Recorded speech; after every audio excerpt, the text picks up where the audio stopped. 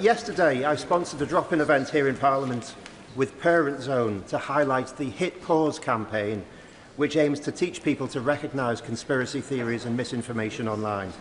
So does the Minister agree with me that while we can make online platforms more accountable in other ways, these kinds of initiatives should be widely available to help equip people with the means to protect themselves when the tech companies fail to take responsibility for the content that's on their platforms?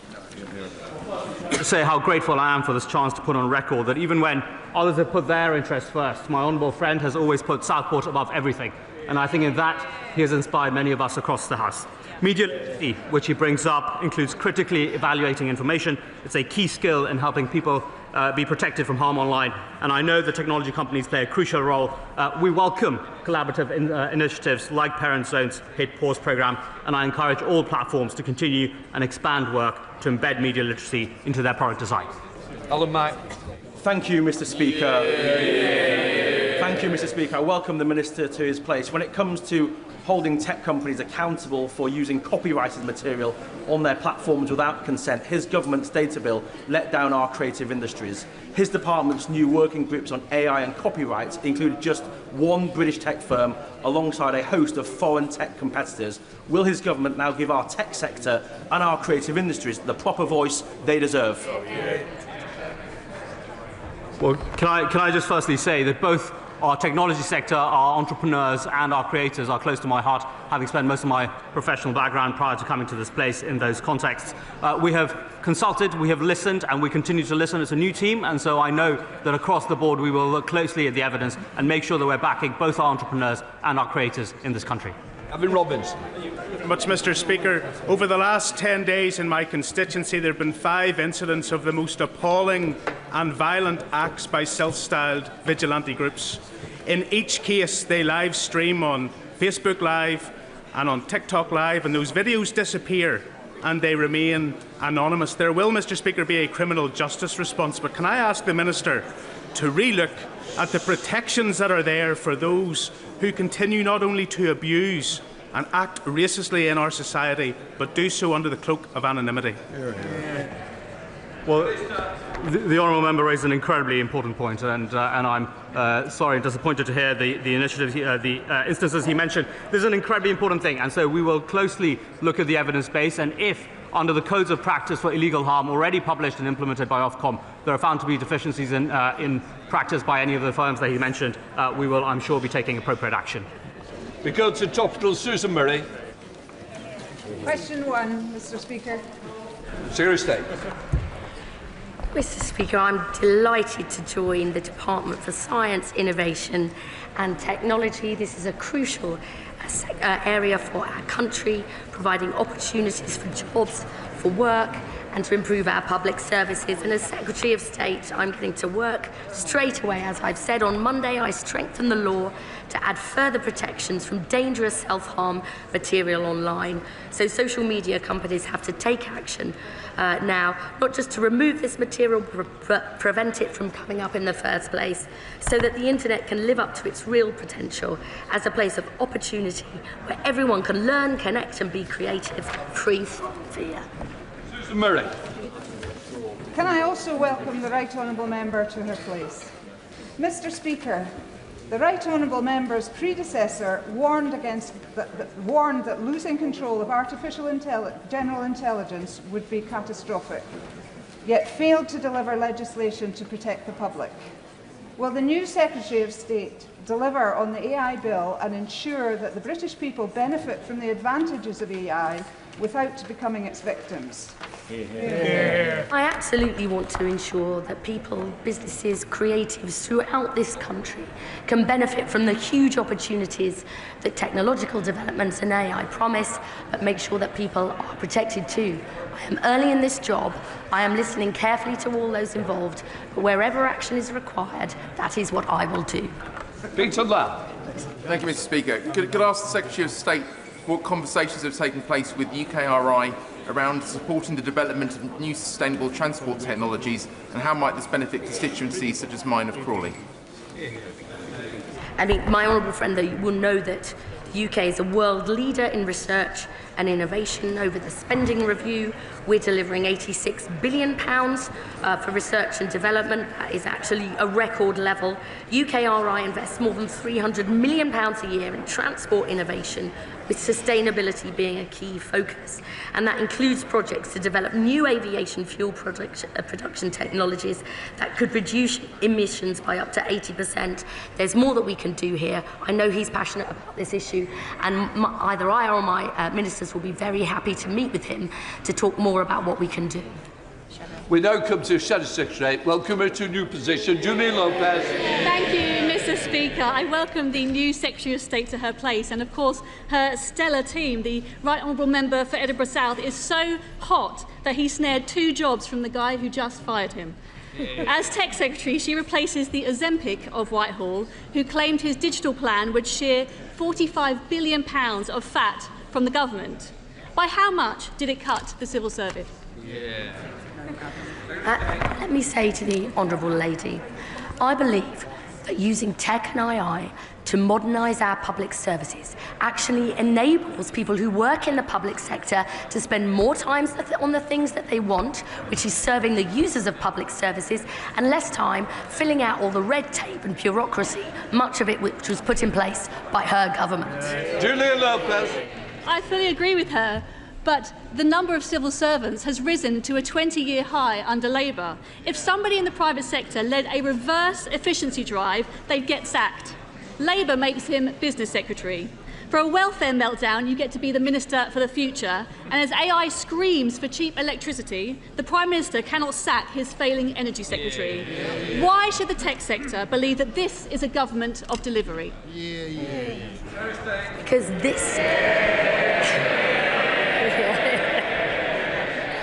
Because this government believes that science, technology and innovation are how this country will seize the opportunities of the future. And unlike members opposite, we're determined to deliver that change for people in every part of the country, no matter where they live, because our people are our best asset. We want to grow the economy, transform our publics and sort out the mess that was left by members opposite. Tim Robertson. Thank you, Mr. Speaker. Too many of my constituents in Lichfield, Burntwood and the villages are struggling with appalling mobile signal. It's a problem we see across the country, and it's often worse in rural areas. What steps is the ministerial team taking to ensure that the government's review of the mobile market leads to a faster rollout of 5G? We can't ensure everybody in this country benefits from being online and the developments that are there unless everybody is joined up to fast broadband. We have put £1.8 billion over the spending review into making this connectivity work.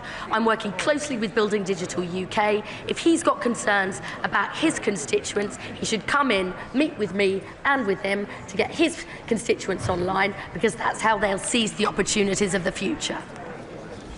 We now come to Prime Minister's questions. I call Dr. Luke Evans. Number 1, Mr. Speaker. Prime Minister. Mr. Speaker, can I start by expressing our sincere condolences to His Majesty the King and the royal family on the death of Her Royal Highness, the Duchess of Kent. Her life was filled with compassion and dignity. She dutifully supported our late Queen Elizabeth II, comforted the runner-up at Wimbledon, and worked anonymously as a music teacher in Hull, typical of her unassuming nature and human touch. Our thoughts, and I'm sure the whole House's thoughts, are with His Royal Highness the Duke of Kent, his family, and all those whose lives she touched. Mr. Speaker, turning to other events, I condemn the strikes that Israel carried out in Doha yesterday. They violate Qatar's sovereignty. They do nothing to secure the peace that the UK and so many of our allies are committed to. I spoke to the Emir of Qatar last night, soon after the attack, to convey our support and solidarity. He was crystal clear that, notwithstanding the attacks, he would continue to work on a diplomatic solution to achieve a ceasefire and a two-state outcome. He and I are on the same mind on this, Mr. Speaker. That is why I met President Abbas on Monday and why I will meet President Herzog later on today. I will be absolutely clear that we condemn Israel's action. I will also be clear that restrictions on aid must be lifted, the offensive in Gaza must stop, and settlement building must cease. But, Mr. Speaker, however difficult, the UK will not walk away from a diplomatic solution. We will negotiate and we will strain every sinew, because that is the only way to get the hostages out, to get aid in, and to stop the killing. Mr. Speaker, last night Russia launched drones into Poland in an unprecedented attack. I've been in touch with the Polish Prime Minister this morning to make clear our support for Poland. We will stand firm in our support for Ukraine. With our partners and through our leadership of the Coalition of Willing, we will continue to ramp up the pressure on Putin until there's a just and lasting peace.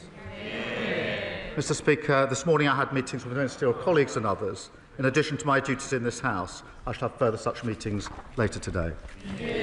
Just to say to the House, I've sent a letter on behalf of Parliament, a letter of condolence to the royal family on behalf of the sad news of the Duchess of Kent. Right, let us come back to Dr. Luke Evans. Here, 1 year on, the country's seen a Transport Secretary resign over fraud, an anti-corruption minister investigated for corruption, a homelessness minister make tenants homeless, and a housing secretary not pay tax on her second house. Prime Minister, we've also had a Prime Minister who accepted more freebies than any other MP in the last Parliament. Is this the integrity he meant when he came to government? Well, Mr. Speaker, here's the difference. I strengthened the ministerial code. I strengthened the independent adviser. The Deputy Prime Minister referred herself to the adviser. It was a clear finding, and she did the right thing. Mr. Speaker, contrast that with the Shadow Foreign Secretary. She was found to have broken the code under the last government.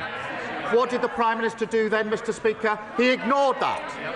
There was a resignation, but that was the resignation of the adviser, not the person who was found to have breached the code. And she still sits on their front bench. That is the difference. Thank you, Mr. Speaker. After almost 2 decades of the SNP and 14 years of the Tories, Kirkcaldy High Street has been in a state of decline. Won't be in this chamber.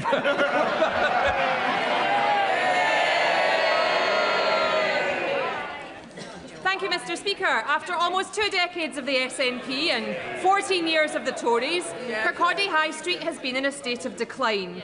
That's why the Chancellor was right to prioritise Kirkcaldy for multi-million-pound regeneration funding from the new Growth Mission Fund to build on the enormous potential of our town and beautiful seafront. Does the Prime Minister agree that investment over decline is key to this Labour government, and will he ask the new Business Secretary to meet with me to discuss this funding? Well, I thank her for her question. She's been a tireless campaigner for investment into High Street. Mr. Speaker, I can give her good news because, thanks to funding committed by the Chancellor and this Labour government, I can confirm today that, subject to business case approval, we will approve millions to transform Kirkcaldy's High Street and seafront. I will, of course, make sure she gets the meeting she wants with the Business Secretary. The SNP have squandered the potential of these high streets for 2 decades. Next year, people can vote for positive change with a Scottish Labour government. We come to the Leader of the Opposition, Kemi Badenoch. Mr. Speaker, can I associate myself with the comments the Prime Minister made about the Duchess of Kent? She lived an exemplary life of public service, and she will be very much missed. And I also agree with the Prime Minister, as should all of us in this House. We stand shoulder to shoulder with Poland and all our NATO allies against Putin's aggression. A NATO country has just had to defend itself against Russian drones. Now, more than ever, we need our ambassador to Washington fully focused on this issue and liaising closely with America. Does the Prime Minister have full confidence in Peter Mandelson? Mr. Speaker, let me start by saying the victims of Epstein are the forefront of our minds. He was a despicable criminal who committed the most heinous crimes and destroyed the lives of so many women and girls. The ambassador has repeatedly expressed his deep regret for his association with him. He's right to do so. I have confidence in him, and he's playing an important role in the UK-US relationship. Kemi Badenoch. This is interesting, Mr. Speaker. He says the ambassador has expressed full regret, but the victims of the paedophile Jeffrey Epstein have called for Lord Mandelson to be sacked. And just so the House is aware, in 2019, Jeffrey Epstein was convicted of child prostitution and sex trafficking that took place between 2002 and 2005. That is the precise period which Lord Mandelson called Jeffrey Epstein his best pal. Absolutely. Was the Prime Minister aware of this intimate relationship when he appointed Lord Mandelson to be our ambassador in Washington? Mr. Speaker, as she and the House would expect, full due process was followed during this appointment, as it is with all ambassadors. The ambassador has repeatedly expressed his deep regret. He is right to do so. He is now playing an important part in the US-UK relationship. Kemi Badenoch. Mr. Speaker, I asked the Prime Minister if he knew. The fact that he didn't answer indicates that he probably did know. I wasn't asking a question about process. I was asking a question about his judgment. The Daily Telegraph reports today that while Lord Mandelson was Business Secretary, he brokered a deal with Jeffrey Epstein while he was Business Secretary, and that this occurred after Epstein had been convicted of child sex offences. Given this new information, does the Prime Minister really think it is tenable for our ambassador to remain in post? Mr. Speaker, the relationship between the US and the UK is one of our foremost relationships, and I have confidence in the ambassador in the role that he is doing. Kemi Badenoch. Mr. Speaker, I think it is embarrassing that the Prime Minister is still saying that he has confidence in a man who was brokering deals with convicted child sex offenders while sitting in government. That is a disgrace. This government has repeatedly refused to declare Lord Mandelson's full interests. And as part of the appointment, there will have been extensive government vetting, including details and timings of Peter Mandelson's dealings with Jeffrey Epstein. So will the Prime Minister publish all these documents, including those about his interests?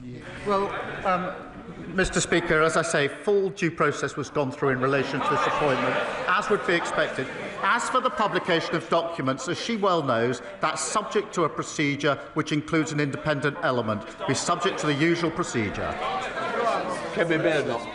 The Prime Minister cannot answer any questions. That is not the behaviour of someone who has full confidence. The ambassador should be in the White House talking about how we respond to an incursion into NATO airspace. Instead, he is giving interviews about himself to The Sun. This is a man who already had to be removed from cabinet twice, and now we learn that he was brokering billion-pound deals with Jeffrey Epstein while business secretary. I didn't get a proper answer. He's talking about process. This is not about process. This is about judgment. Just last week, I told him that he should sack his Deputy Prime Minister. They all cheered and congratulated themselves. She was gone 2 days later. His face too is broken, and he's got a totally new front bench. So I will ask him again, will he make sure that these documents are published, and will he actually instruct Peter Mandelson to publish all his correspondence with Jeffrey Epstein?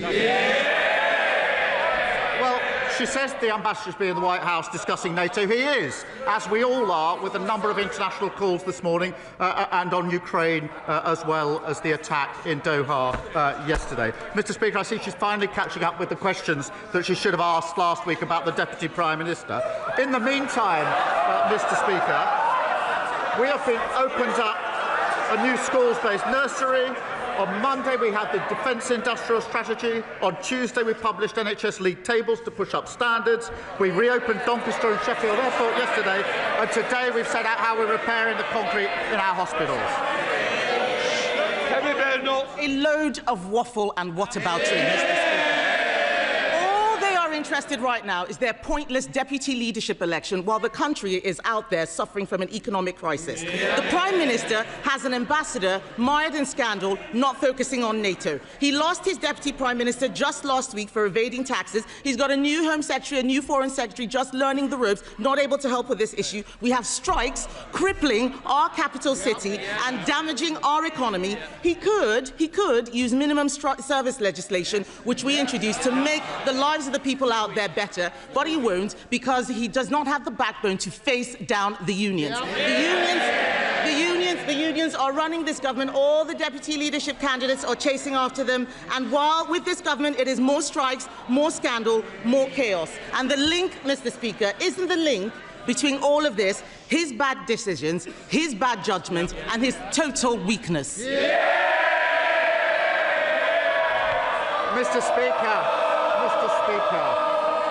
Mr. Speaker, our Deputy Leader contest started this week and ends on the 25th of October. Their leadership contest has been going on for months and will continue for a very long time.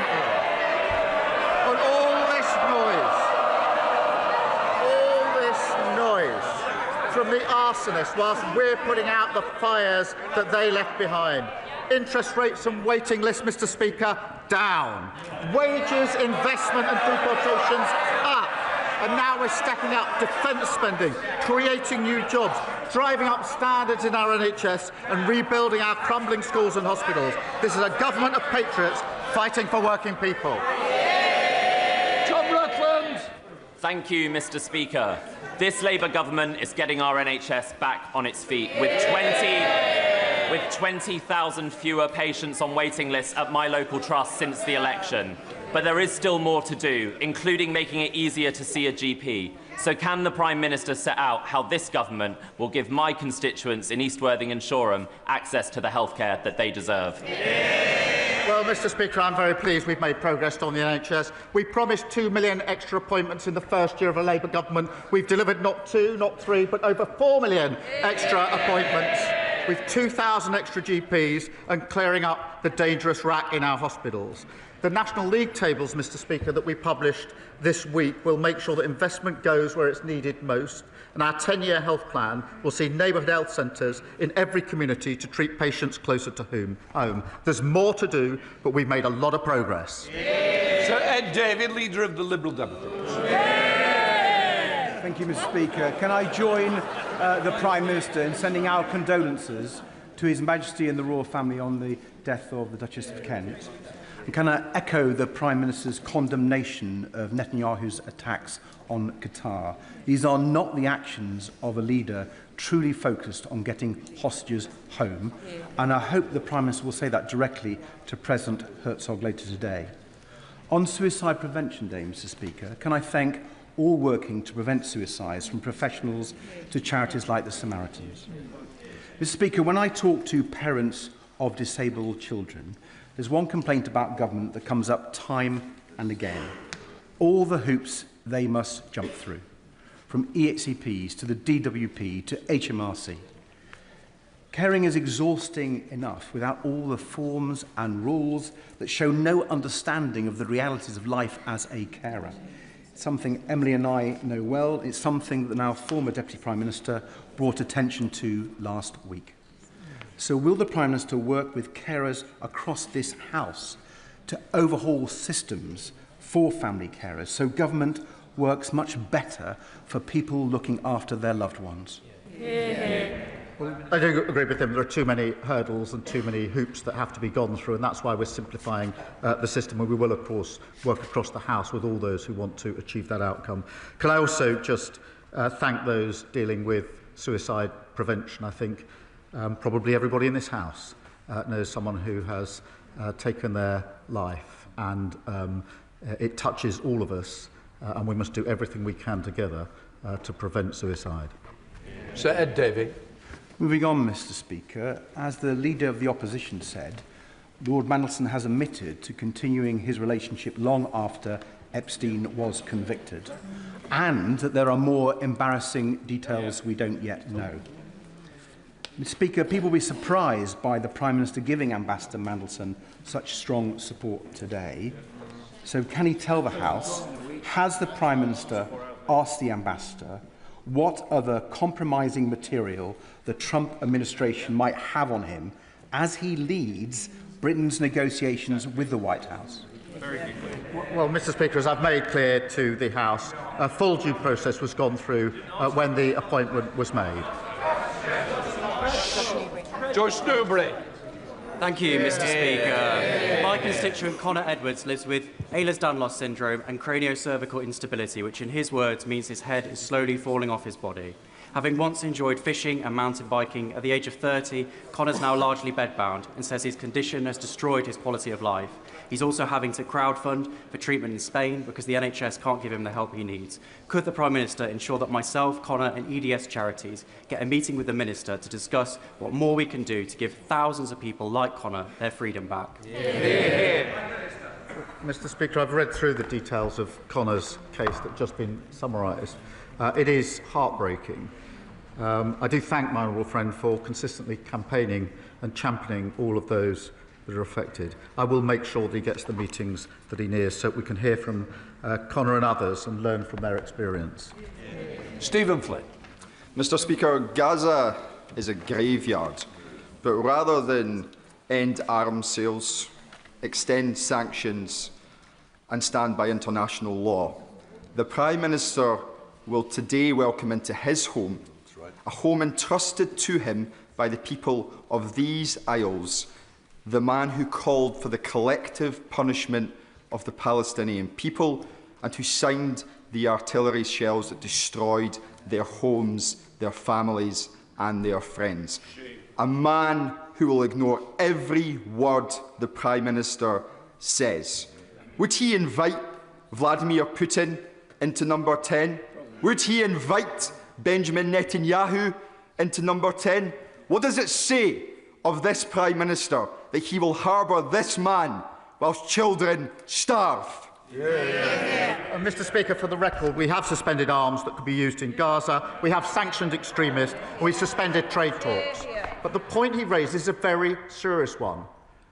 We all want an outcome that ensures peace, that the hostages get out, that aid gets in, and there's a two-state outcome. It is the only way we will get peace in a region that has suffered conflict for a very, very long time. I will not give up on diplomacy. That is the politics of students. Bill Esterson. Thank you, Mr. Speaker. Let's talk about fracking. It contaminates the water table. It causes air pollution. The test drilling in Lancashire led to earthquakes. So will the Prime Minister stand up to the climate deniers? Will he ban fracking once and for all? And does he agree that those who are backing it are supporting fracking stupid reform? Mr. Speaker, we will ban fracking for good. And let's be absolutely clear, the biggest risk to energy prices is staying hooked onto volatile international fossil fuel markets. And in stark contrast to reform, they're ignoring local communities, they're putting green jobs and investment at risk, and committing to higher bills by warning renewable companies not to invest. That is shocking. Simon Hall. Thank you, Mr. Speaker. A few short weeks ago, a constituent of mine died in a tragic fire at the Lady Bailey Residential Park in Winterbourne, Whitechurch. That was attended by 50 Dorset and Wiltshire firefighters and others. This summer alone, 900 grassland, woodland and crop fires have equalled the busiest year on record for that fire service. I extend my thanks to all of them for all that they do.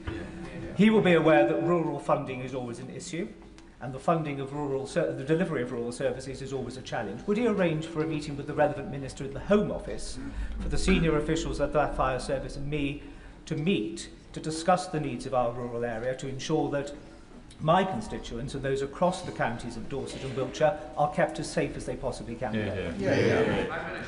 Can I say I'm very sorry to hear about the particular case that he raises, and I'm sure the thoughts of the whole House with the friends and family of the constituent that he's referenced. And our thoughts are actually with all of those affected, particularly farmers, and I want to join him in thanking our firefighters who've worked tirelessly to keep people safe. We have provided Dorset and Wiltshire Fire and Rescue Authority with an increased budget of almost £75 million, but I will make sure that he gets the meeting that he asks for to ensure that we can properly support our firefighters and protect our farmland. John Trickett. Thank you, sir. And this morning I spoke to the parents of a young man who's employed in my constituency. There are 20 people on the dole in my area for every job that's been advertised. Unemployment is a personal crisis and a social crisis. Will the Prime Minister join with me in reminding the House that unemployment is not a price worth paying, which the opposition party clearly believes? And will the Prime Minister indicate that he will break with the failed economic orthodoxy which suggests that such a thing is true? Mr. Speaker, I'm pleased that the employment rate is up, inactivity is down, and we've created over 380,000 jobs since we've been in power. Mr. Speaker, going further, as a proud Yorkshireman, he will know and he will welcome the reopening of Doncaster Sheffield Airport just yesterday, made possible by the decisions that we've made. That's a Labour mayor working with a Labour government to create jobs across the country. Mr. Speaker, 51 Israeli arms companies are exhibiting at the DSEI Arms Fair in London this week. Some of them even boast that their products are battle-tested. We all know what that means, used to kill men, women and children. So this government often asks us what more we expect them to do when it comes to Gaza. Here's one. Will the Prime Minister stop Israeli arms dealers from parading their Gaza-tested weapons on UK soil? Mr. Speaker, we have very clear and strict rules in relation to this, and we have taken action in relation to arms sales. Ruth Jones. Thank you, Mr. Speaker, and can I thank the Prime Minister for his sympathy and words of condolence regarding the sudden and untimely death of Hebyn David, our Welsh member of the Senedd for Caerphilly. His contributions over the last 18 years as a councillor and a member of the Senedd since 2016 were always relevant, witty and incisive. And our thoughts are with his partner and his family. Now, Drone Evolution is a manufacturer based in Caerphilly, and Airbus and Newport West are just two of the companies that will benefit from Labour's investment in defence. So can I welcome this new defence industrial strategy and ask the Prime Minister to update the House on how the new defence growth zones will create more jobs across Wales and beyond? Well, Mr. Speaker, Hebyn was a proud Welshman and champion for Caerphilly. And we send our love and support to his partner Vicky, his daughters, to his family and his friends. Wales does have a thriving defence sector, and I'm delighted it will host one of our new defence growth zones. That's investing £250 million to make defence an engine for jobs and growth across the United Kingdom. That's what you get, Mr. Speaker, when you have a Labour government in both Cardiff and Westminster working together to deliver for Wales. Andrew Rossendale. Mr. Speaker, sir, my local borough commander in Romford tells me how much valuable police time is being wasted investigating trivial social media posts and non-crime hate incidents. Shouldn't the police be patrolling our streets rather than moderating the internet, Mr. Speaker? So, will the Prime Minister commit to urgently updating the Public Order Act to reflect the realities of the digital age so that our police are focused on tackling real crime and upholding freedom of speech rather than suppressing it? Well, Mr. Speaker, I've been clear on a number of occasions. I do want the police to concentrate on serious crime and on crime that matters most to our communities in each of our constituencies. I've said that before and I'll say it again today. Adam Jogi. Thank you very much, Mr. People in Crackley and Bradwell and Whitecross and Newcastle Underline are sick and tired of antisocial behaviour going untackled. I welcome the government's commitment to taking back our streets, but we need action. So will he join me in urging the Conservative Police Commissioner in Staffordshire to use the resources that he's been given to support our local police and to finally get a grip, so my constituents can live their lives free of hassle and, most importantly, safely? Well, Mr. Speaker, the party opposite decimated neighbourhood policing. People should feel safe in their communities, and that's exactly why I've committed to putting 13,000 additional police personnel back in our town centres and communities. That means, Mr. Speaker, there'll be a named police officer in every community, armed with tough new respect orders to break up antisocial behaviour. And these powers are contained in our crime and policing bill, which the party opposite and Reform voted against. Mark Richard. His Majesty's Prison, Stoke Heath, in Shropshire has seen 6 deaths in custody in less than 2 years. That is above the national average. Will the Prime Minister join me in calling upon the Ministry of Justice to ensure that there are enough resources and the right governance is in place at Stoke Heath? The Secretary of State for Justice will look into this and take up the suggestion, and I'll arrange for a meeting as soon as possible. Simon Offer. Thank you, Mr. Speaker. Vaccinations were invented in Berkeley, in my constituency, 230 years ago, and as a GP, I have jabbed literally thousands of children and adults. Would the Prime Minister update the House about our new rollout of chickenpox vaccinations, which will further protect our children? And would he also agree with me to condemn other political parties that give platforms for people who spread false rumours about vaccination? Well, my honourable friend speaks with great authority, and I'm proud that Labour are protecting 500,000 children by rolling out the chickenpox vaccines. In stark contrast, the man who wrote Reform's health policy has made shocking and baseless claims that vaccines are linked to cancer. And that's been endorsed by Reform leaders.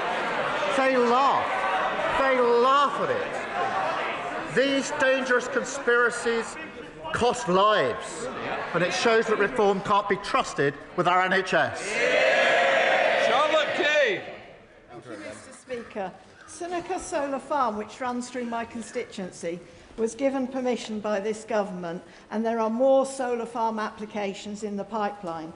My constituents are concerned that these are being made without a land use framework, which would have provided reassurances that the competing demands for land are balanced effectively.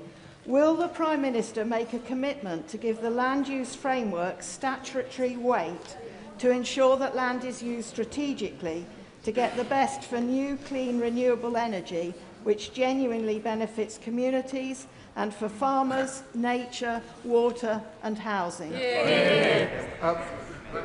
Mr. Speaker, it is important that we move to renewables in order to have energy independence and to keep our bills down, and this will benefit lots of communities, including her own. I do want to reassure her constituents that we will, of course, follow process and that they will always have a say in any decisions that we make. David Pinto-Tyczynski. Thank you, Mr. Speaker. The leasehold system is fundamentally broken. Thousands of leaseholders in Hendon are getting a raw deal, paying ever-rising service charges for ever poorer service. It's why I welcome the government's commitment to end the feudal system of leasehold once and for all. Will the Prime Minister share with the House what action this government is taking to help leaseholders and bring in a system of common hold? Well, Mr. Speaker, the last government shattered the dream of home ownership. We are reforming the outdated system so leaseholders receive stronger rights, powers and protections. We will bring to the end the feudal leasehold system, reinvigorate common hold and deliver the biggest boost to social and affordable housing in a generation.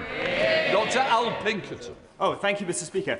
Since May, my Surrey Heath constituent, Sue, has received thousands of pounds worth of fines after a criminal gang in London cloned her number plate and went on a rampage through the capital.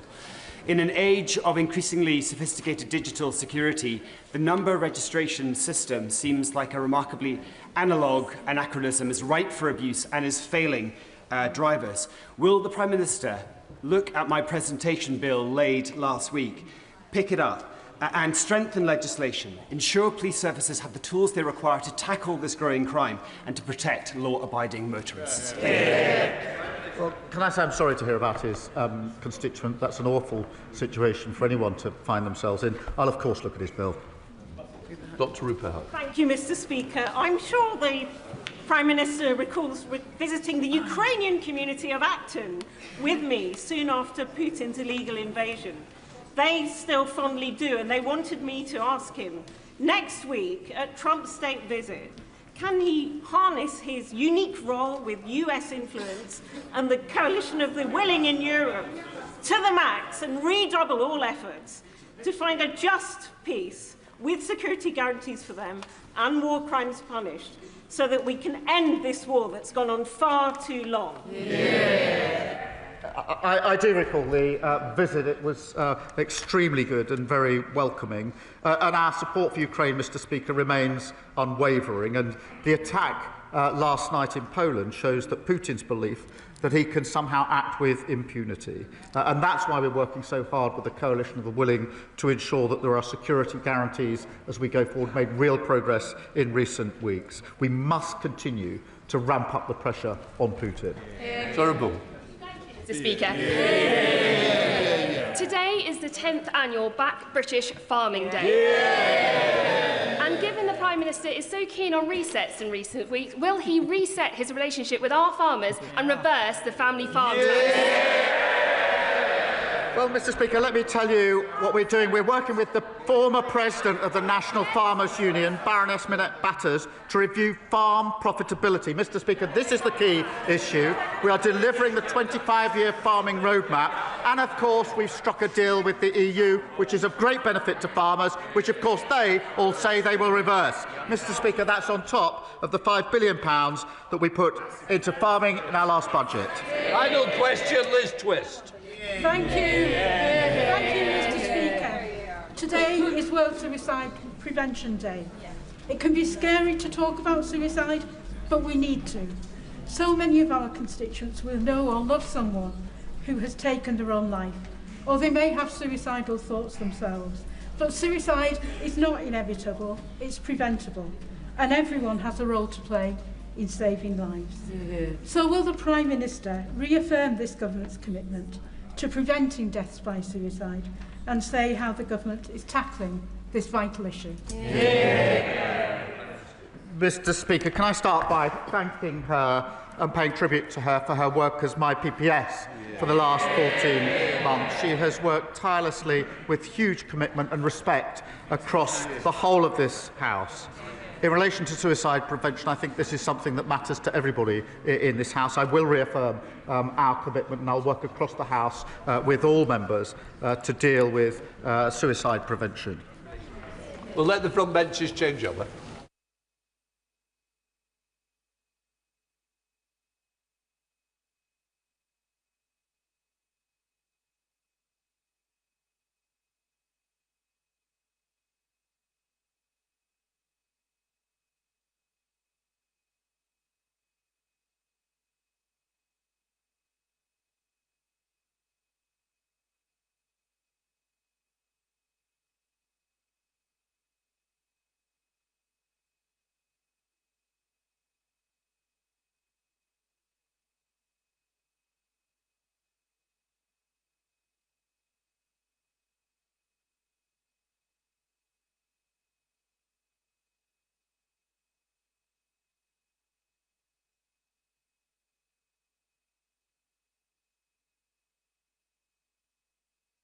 We now come to the urgent question. Callum Miller.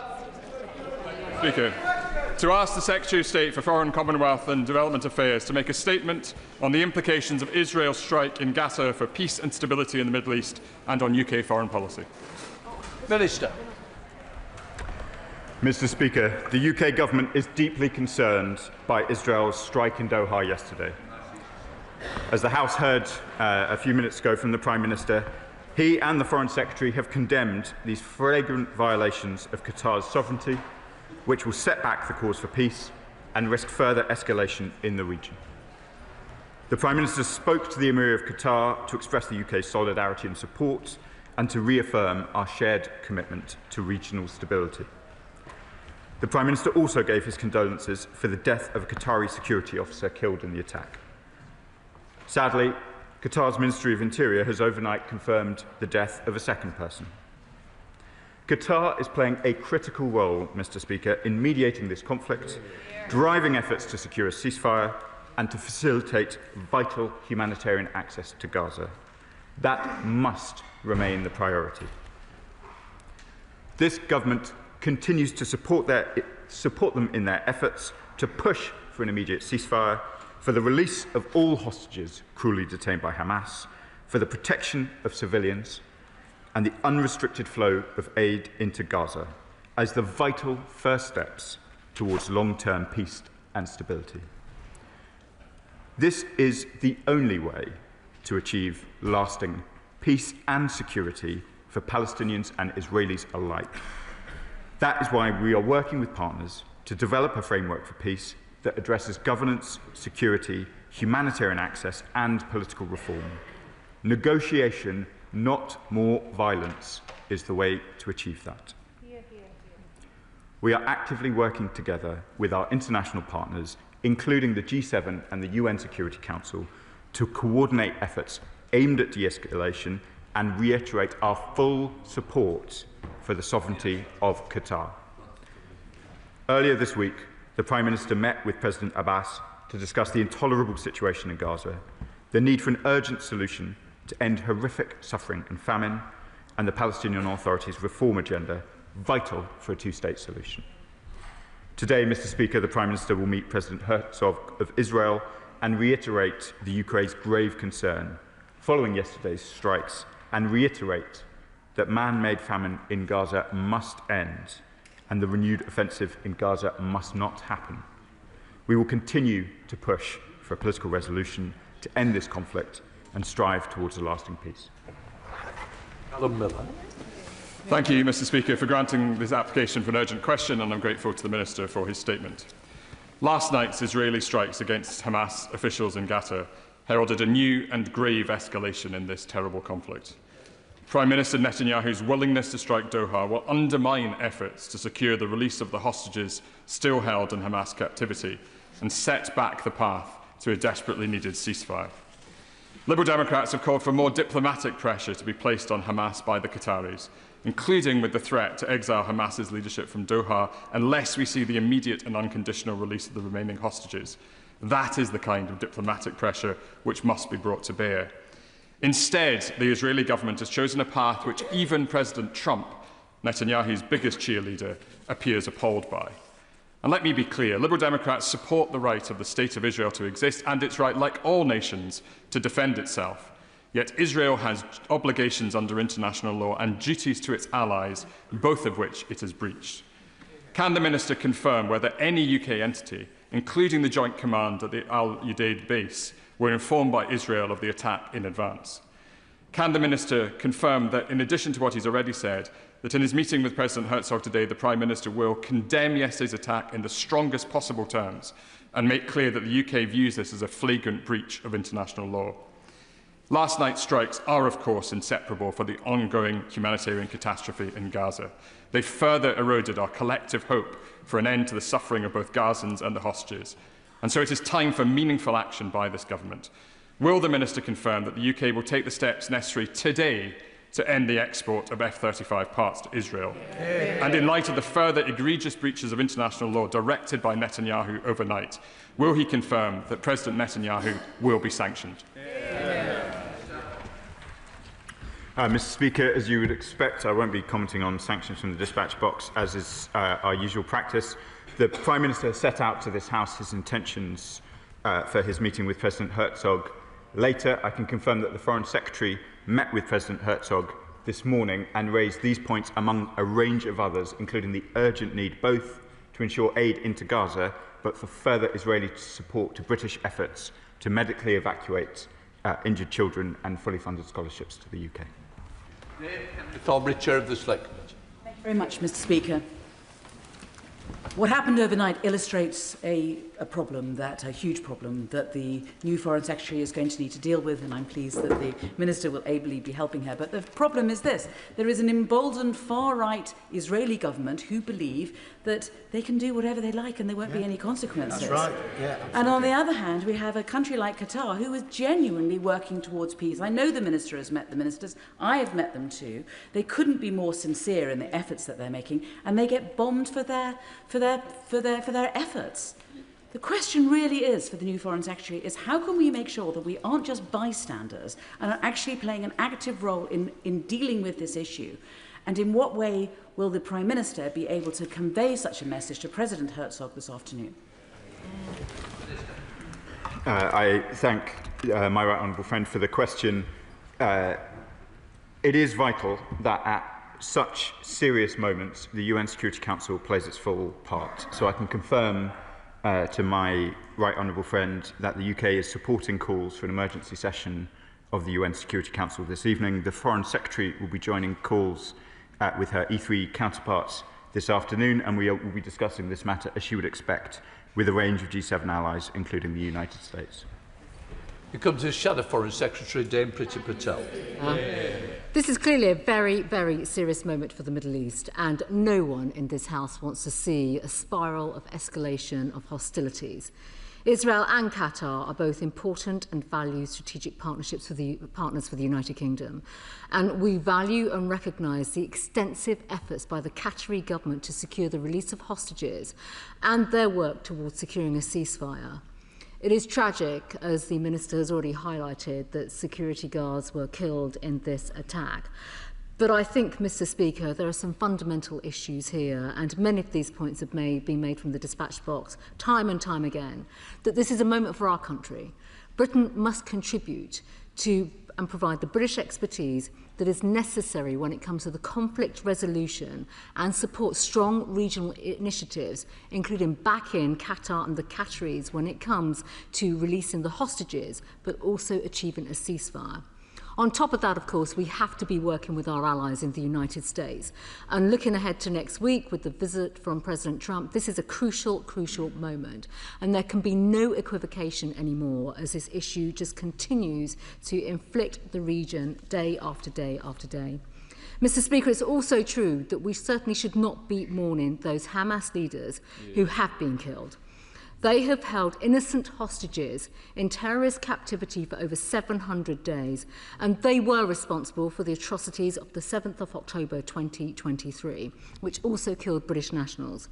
In recent months, Israel has been removing terrorist actors across the Middle East, the leadership of the Houthis, Hezbollah, and malign individuals in the Iranian regime too. Now, of course, that does also mean that our government must play a strong role and stand firm when it comes to degrading Iran's nuclear capabilities and that malign influence in the region. So, recognising the sensitivity of the situation in the Gulf, can the Minister confirm what actions he and the FCDO will undertake to stabilise efforts to secure the release of the hostages? What proactive steps are being taken to degrade Hamas and their capabilities? And of course, how do we work constructively with our partners in the regions to drive the right outcomes, including a ceasefire? I thank the Right Honourable Lady for the important questions. I can commit that the British Government is fully committed to efforts with our Gulf partners, with our partners across the G7, to try and ensure that the negotiations currently ongoing come to the conclusions that we wish to see. Those are conclusions both in the short term. We have long repudiated Hamas's hostage-taking. The hostages need to be released immediately, as must humanitarian aid get into Gaza. But as I said in response to the Honourable Gentleman's question, there are also other questions about governance and security and the long-term prospects for a Gaza, a West Bank, a state of Palestine and a state of Israel living side by side, and we are fully engaged in that diplomacy, as she would expect. On the wider questions which she points to of fragility in the region, she will be familiar with the decisions that we took in relation to snapback. I imagine we'll return to discuss Iran in greater detail at some point in the future. I'm conscious that there were developments over recess. We have triggered snapback, and we will continue to return to the House to discuss the threat of Iran's nuclear programme. Thank you, Mr. Speaker. The longer Israel is allowed to act like a rogue state, bombing sovereign countries with impunity and expanding its war in the Middle East, the weaker our words look. Gaza, Lebanon, Yemen, Iran, Syria, Tunisian soil, and now Qatar. Why are we meeting Israel's President Herzog today when his own words and those of Netanyahu show a complete disregard for international humanitarian law? Mr. Speaker, I'd like to pay tribute to the work of my honourable friend on a whole range of questions, including efforts currently underway to try and ensure the successful evacuation of vulnerable people from Gaza. It is important that we raise our concerns directly with the Israeli government, both in order to try and contribute towards a diplomatic process, but also to try and secure the practical and tangible help required to get people out of Gaza. The British Foreign Office cannot, on its own, secure the speedy departure of those we wish to see. Andrew Mitchell. Mr. Speaker, do not the events of yesterday underline the critical need to secure a ceasefire, but above all, to move into a political process? And will the Minister commit? We're all very pleased to see that the Minister continues in his role following the reshuffle. Will he commit to try and build on the important work that has been done by Egypt, Turkey, Qatar and Saudi Arabia to affect that peace process? All of them have underlined that there is no place for Hamas in Gaza or anywhere else in government following the events that have taken place.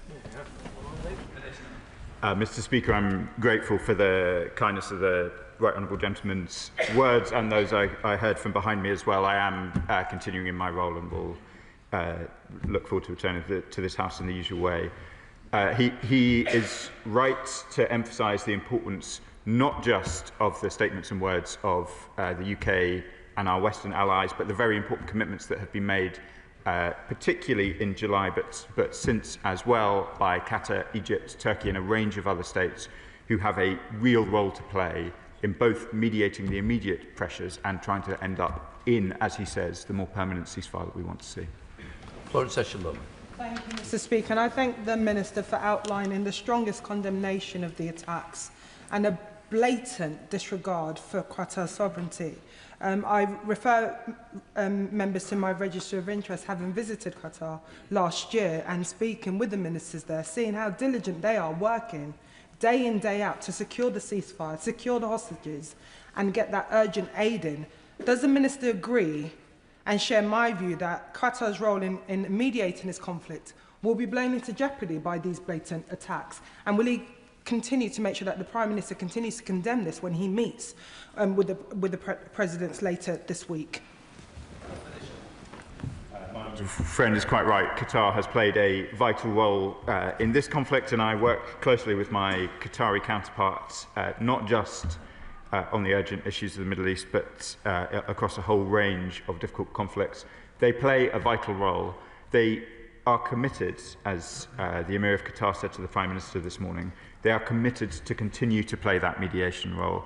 I cannot see how such strikes could help them perform that role, but they are committed nonetheless to continue with it, and they have our full support. Kit Maltons. Mr. Speaker, the events of yesterday come as no surprise to those of us in this chamber who've been raising the Israeli government's crimes committed in an air of complete impunity. And it should now be crystal clear to the Minister, as it is to so many across the world, that the Israeli government is not interested in the slightest in peace or indeed the fate of the hostages. So in that light, I have two questions. First of all, what military and intelligence assistance will we be providing to the Qataris to allow them to defend themselves against further attacks? And secondly, will the UK be adding its voice to the growing calls across the world for the formation of an international protection force to enter Gaza and enforce a peace? Minister. On the first point, we are committed to Qatar's security and defence. We have a close relationship with them on both, and we are, of course, in constant discussions with the Qataris about the importance of that collaboration. On the second point, on a protection force, and perhaps taking advantage of the question from the Right Honourable Gentleman, who was the Secretary of State for the Department for International Development when I was posted in South Sudan with a Chapter 7 UN peacekeeping force, at the time with the most far-reaching mandate to protect civilians. We cannot in this chamber pretend that UN peacekeeping forces are able to impose peace where there is none. There must be a ceasefire negotiation. In Juba, I saw, as did the world, the horrifying ethnic cleansing that followed the inability of the UN mission to protect people. You must have a ceasefire. It is easy to get distracted with other alternatives, but the truth is, it is only a ceasefire that will protect civilians in Gaza. John Slinger. Thank you, Mr. Speaker. Given that any preemptive strike under Article 51 is normally regarded as being justified only when a threat is imminent, that Article 2(4) states that all members shall refrain in their international relations from the threat or use of force against the territorial integrity or political independence of any state, And Article 48 states measures taken by members in the exercise of this right of self-defence shall be immediately reported to the Security Council. Does my honourable friend agree that international law and the preservation, strengthening and more of the rules-based system is vital for the peoples of this region, the wider world, our ally Qatar and the UK? And will he make it clear to Israel that we expect them to obey international law? Minister. Mr. Speaker, we do expect Israel, alongside all of our allies, and indeed every state, to abide by international law. He sets out the relevant tests of self-defence and imminence. As I say, the UK is supporting an urgent session of the Security Council this afternoon on this question. Mr. Speaker, members of this House have already outlined the reasons why Israel has violated international law by attacking Qatar. Will the UK government therefore lay down a motion at the UN to condemn the actions of Israel? Minister. Mr. Speaker, as I said, the UK is supporting a motion for a session of the UN Security Council this afternoon. If that is granted, I'd expect it to be in the evening our time. Thank you, Mr. Speaker. Israel is a rogue state that blatantly disregards international law. This bombing was a blatant attempt to scupper peace negotiations. Pleading with Israel will do no good. So how many more war crimes, how many more violations of international law are necessary before the government imposes the tough sanctions on Israel that are needed to force it to stop this? Minister. Mr. Speaker, I think I've covered the sanctions point earlier in the session. Bob Black. Thank you, Speaker. I was surprised but disappointed that there was no word from the Secretary of State in relation to the terrorist attack in Jerusalem on Monday, where terrorists opened fire on a bus, killing rabbis and women. The reality is that Hamas leadership not only condoned the attack, but praised the attack. Does he agree with me that it's essential we get to a point of a ceasefire which agrees with the release of all the hostages without conditions, and Hamas surrendering their weapons and agreeing to demilitarise Gaza? Minister. Mr. Speaker, I'm very grateful to the honourable gentleman for raising the attack in Jerusalem, which I condemn utterly and outright. It was barbaric, as he says. Women and rabbis killed. The UK has no truck with it. We condemn it outright, just as we condemn all such activities by Hamas, the taking of hostages, October the 7th, and the long litany of terrorist attacks which they are responsible for and glorifying. Mohammed Jassim. Speaker, Benjamin Netanyahu's extrajudicial killings against a sovereign Western ally exposes his rejection of peace and deliberate escalation of atrocities in a clear violation of international law and diplomacy. He has destroyed the peace talks and acts with impunity.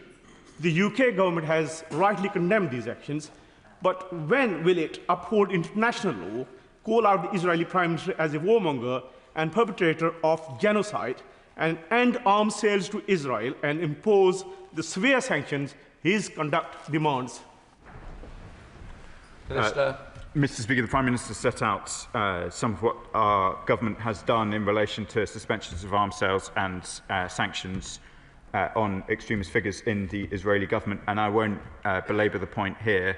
I would simply say on peace talks, the Emir of Qatar is clear. They will continue in their mediation role. We should not count out peace talks while the Qataris themselves rightly continue to try and push them forwards. Brendan O'Hara. Thank you, Mr. Speaker. Israel's bombing of Doha was the action of a state which knows it can act with complete impunity. Once again, the Netanyahu regime has shown that international law simply does not apply to them. And for so long as this government ignores the overwhelming evidence of the genocide in Gaza, so it can profit from the sales of weapons to Israel, that situation will continue. So could the Minister tell us, unless of course this is just another example of the performative condemnation we've seen so often from this government, what exactly will the consequences be for Israel for this egregious attack on Qatar? Minister. Mr. Speaker, I've set out some of the steps that we are taking in relation to this strike, including supporting an emergency session of the UN Security Council, discussing with our allies, including the E3, which the Foreign Secretary will be doing shortly. I wouldn't wish to be drawn further as we discuss this very important incident with our allies. I would just take issue with the honourable gentleman's characterisation.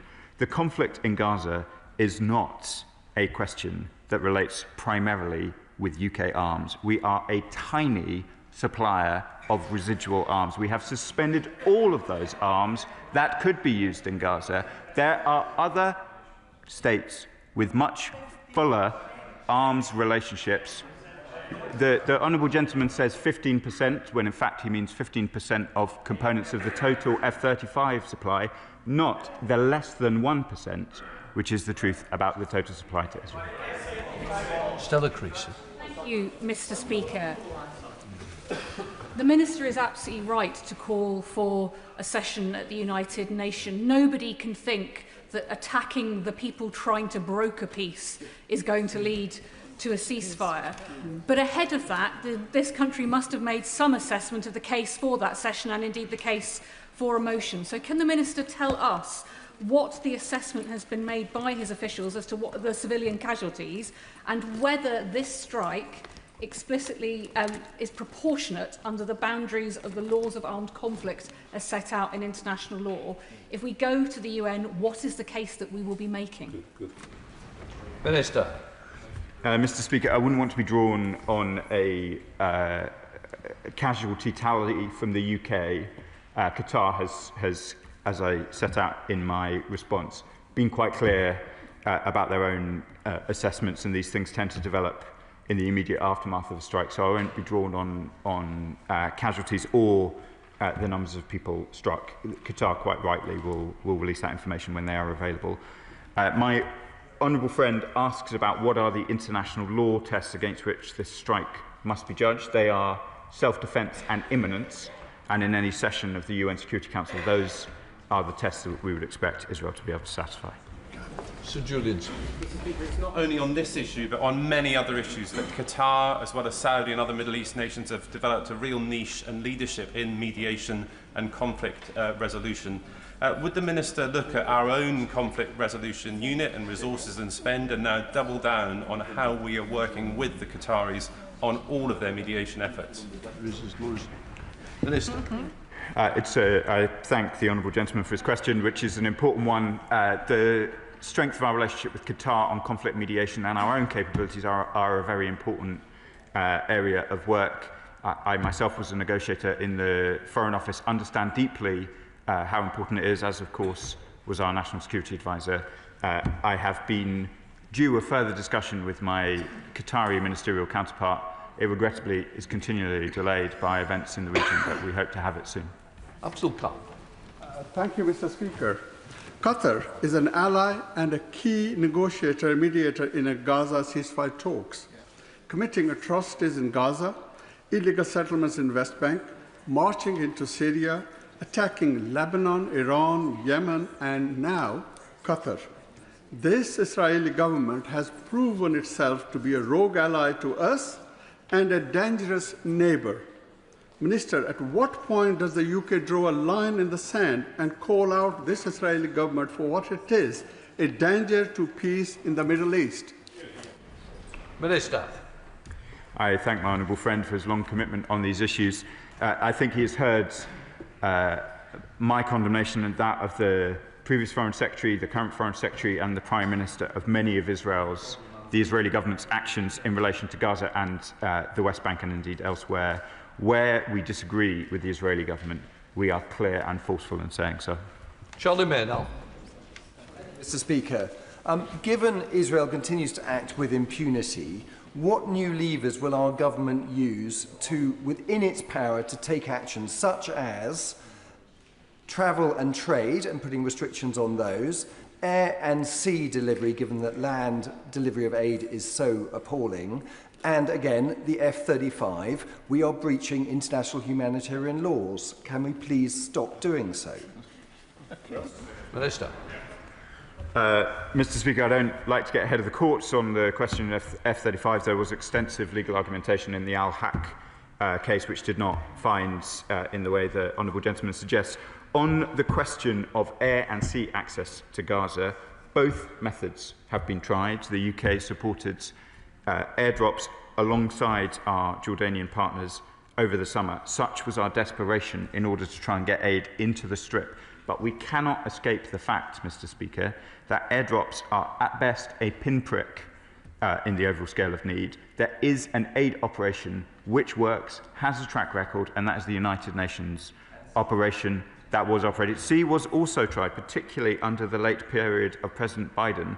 It was not found to be an effective mechanism to get aid in. Where we can get aid, even if it is small, we will do so, Mr. Speaker, but I cannot pretend from this dispatch box that any alternate methods other than the land routes and UN support can reach the scale of need that is required. Thank you, Mr. Speaker. I'm pleased to see the Minister back at the dispatch box, so whether he's equally as pleased to come back here once again to answer questions about the illegal actions of the Israeli government. Look, we've had a situation here where one of our allies has unlawfully attacked another of our allies.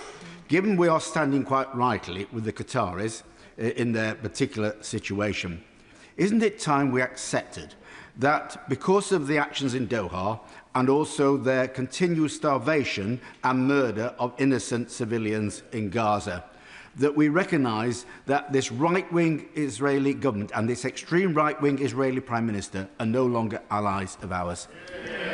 Prime Minister. Mr. Speaker, I thank my honourable friend for his kind words about my reappointment. I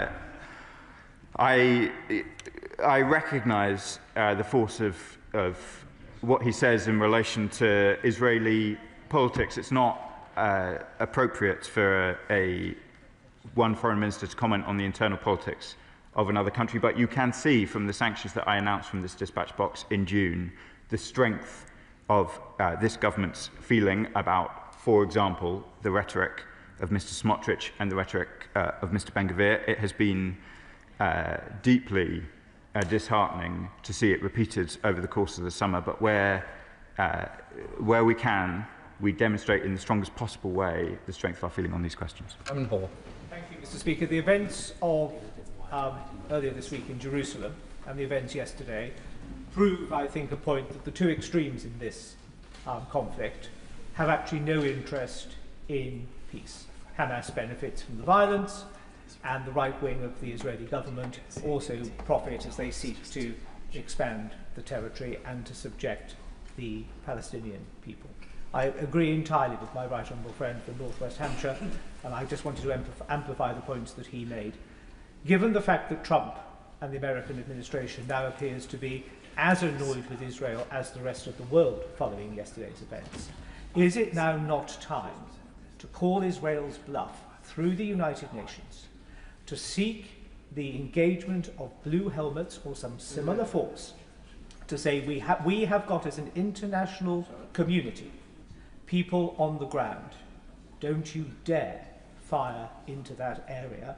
Let us now trigger a talk for peace. Because without that catalyst, those two extremes are just going to continue. And the performative merry-go-round of here we go again, condemnation, another statement, another UQ, is going to continue. And I fear that in 3 or 4 years' time, there will be rubble in Gaza. Israel will be even more of a rogue government, but we will be no further forward. Minister. I thank the right honourable gentleman for the question. He is absolutely right about the risks in Gaza. We have seen that rubble grow. The British government would support international forces to go into Gaza with the agreement of the parties. I spoke in response to the member of North West Hampshire of my own experience of the limitations on peacekeeping forces where there is no peace to enforce, and we are depressingly clear-eyed about the continued intent on both sides, in exactly the way that he says, to continue conducting violence.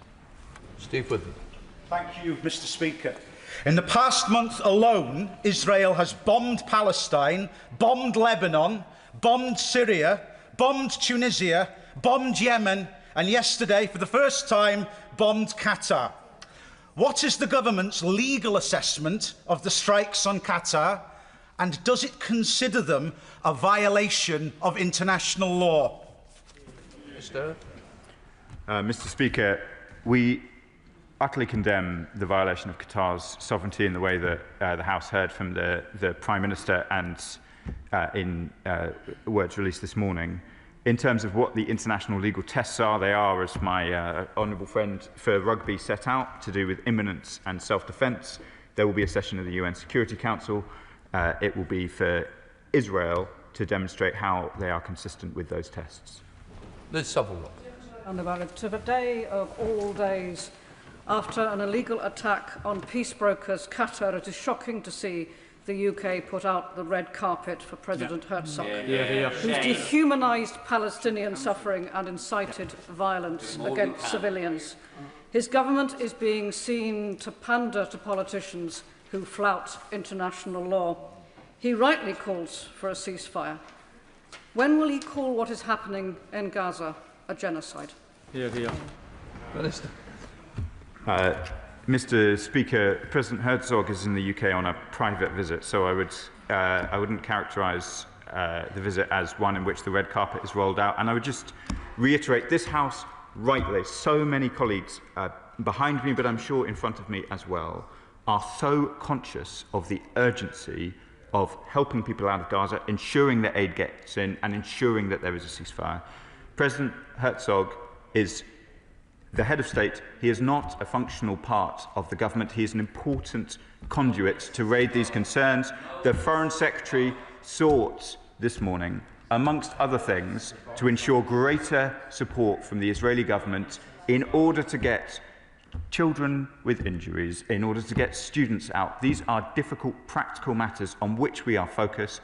I understand that perhaps the benches over here would prefer that we did not conduct such talks, but the practical problems of helping people in Gaza are what I am focused on, what the government is focused on, and that is what the Foreign Secretary has raised already with the President this morning. Kim Johnson. Thank you, Mr. Speaker. This morning on Radio 4, an Israeli politician, Fleur Hassan Nahum, offered no apology for the Israeli attacks on Qatar and could not explain what makes Israel exempt from international law and acting with impunity. So how does the Minister justify the genocidal comments of President Herzog? These individuals must be held accountable. And this is not diplomacy, it is shameful complicity. And does the Minister agree with me that today's meeting with Herzog should never have taken place? Minister. Mr. Speaker, I set out the position in relation to President Herzog's visit just a minute ago, and I'm not familiar with the Israeli politician in question, but I can say that the UK considers international law binding on all states. Julian Lewis. Thank you, Mr. Speaker. Despite the atrocious terrorist attack in Jerusalem, I have to agree with the Honourable Lady for Walthamstow when she says that blowing up your enemy's negotiators does not exactly suggest an interest in a negotiated solution. But I would like clarification on the government's position about recognition of a Palestinian state. On the 1st of September, the then Foreign Secretary said that he proposed to recognise a Palestinian state, but that Hamas would not benefit from it because they would have to be disarmed. Does this mean that Hamas must be disarmed before recognition, or will recognition go ahead, as seems to be the case, whether Hamas is disarmed or not? Minister. Mr. Speaker, the Prime Minister and the Foreign Secretary then and now have both been clear that the Prime Minister will make a determination in advance of the UN General Assembly High-Level Week in accordance with the language set out in the statement of July. The Honourable Member makes important points about what the previous Foreign Secretary said about Hamas's position. We must remember that Hamas are not in favour of two states. They are in favour of one state from the river to the sea, and that is not the position of the British government, nor the position should we take the decisions outlined in the July. Thank you, Mr. Speaker. We all want to see peace, hostages returned, and an end to the man-made famine in Gaza. But this attack on a sovereign nation so closely tied to the peace talk undermines all of that.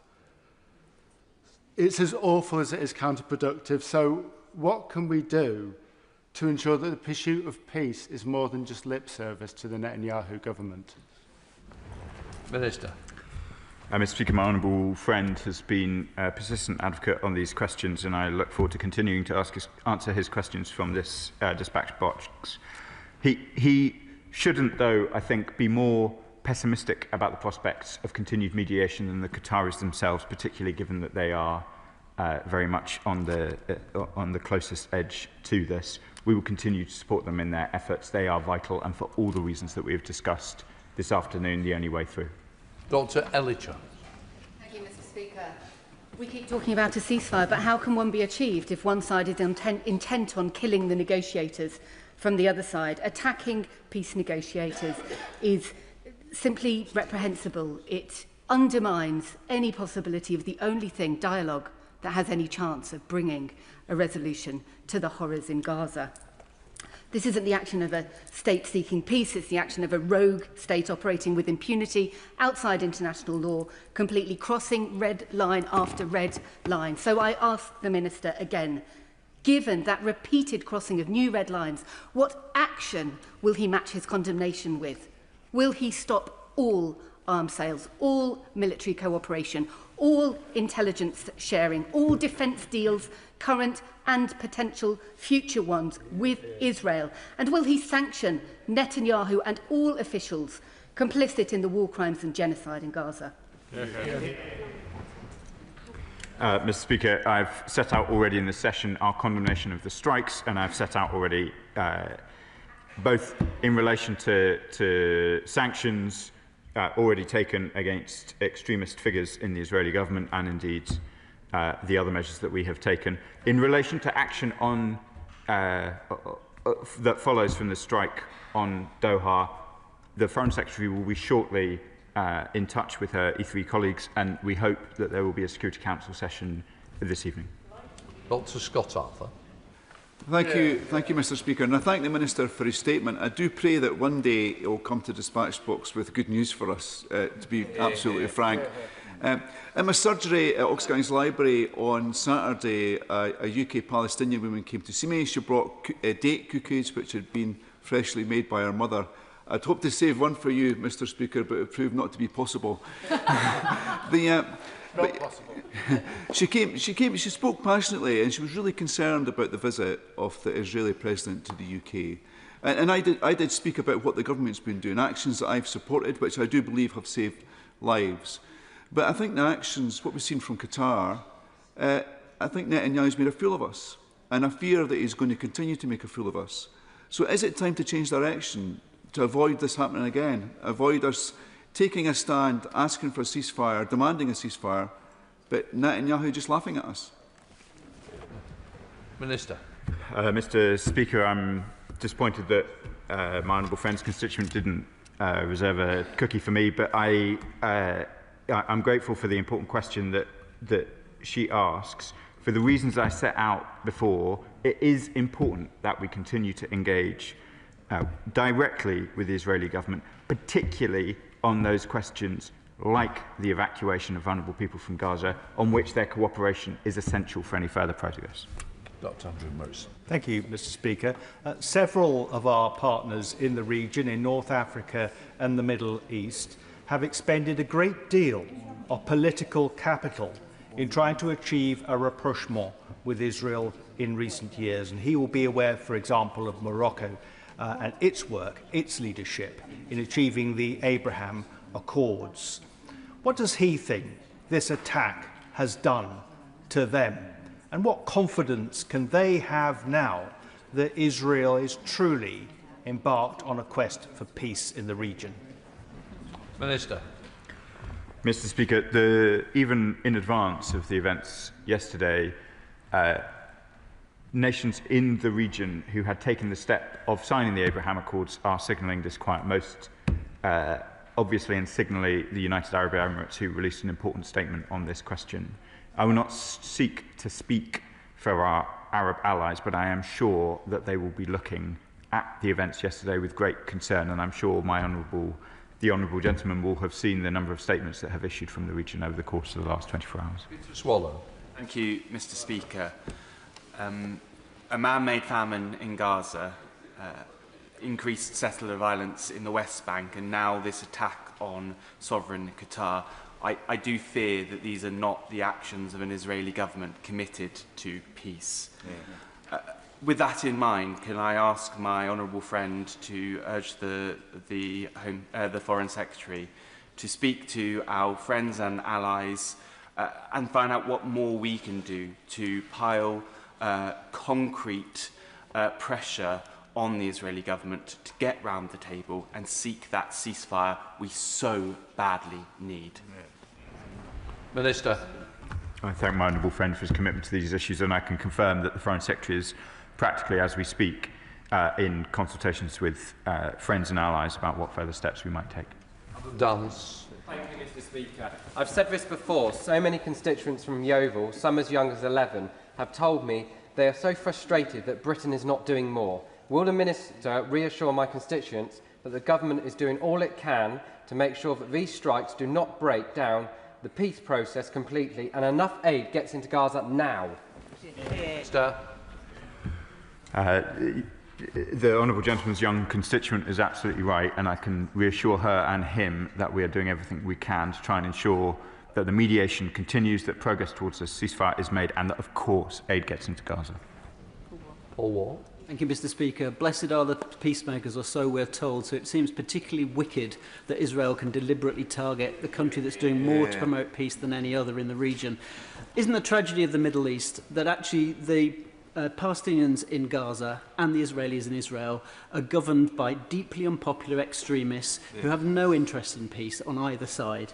And after this week's appalling murder in Jerusalem at the bus stop, the Israeli government imposed collective punishment on the villages where those terrorists came from, and they removed hundreds of work permits and proceeded to start demolishing many, many homes. So doesn't Netanyahu's decision to bomb Qatar prove beyond doubt that he doesn't care about the hostages, that there's much collateral damage as any Palestinian child, and that Israel is now a rogue state, and the UK must have severe sanctions against this rogue state to prove our word? Minister.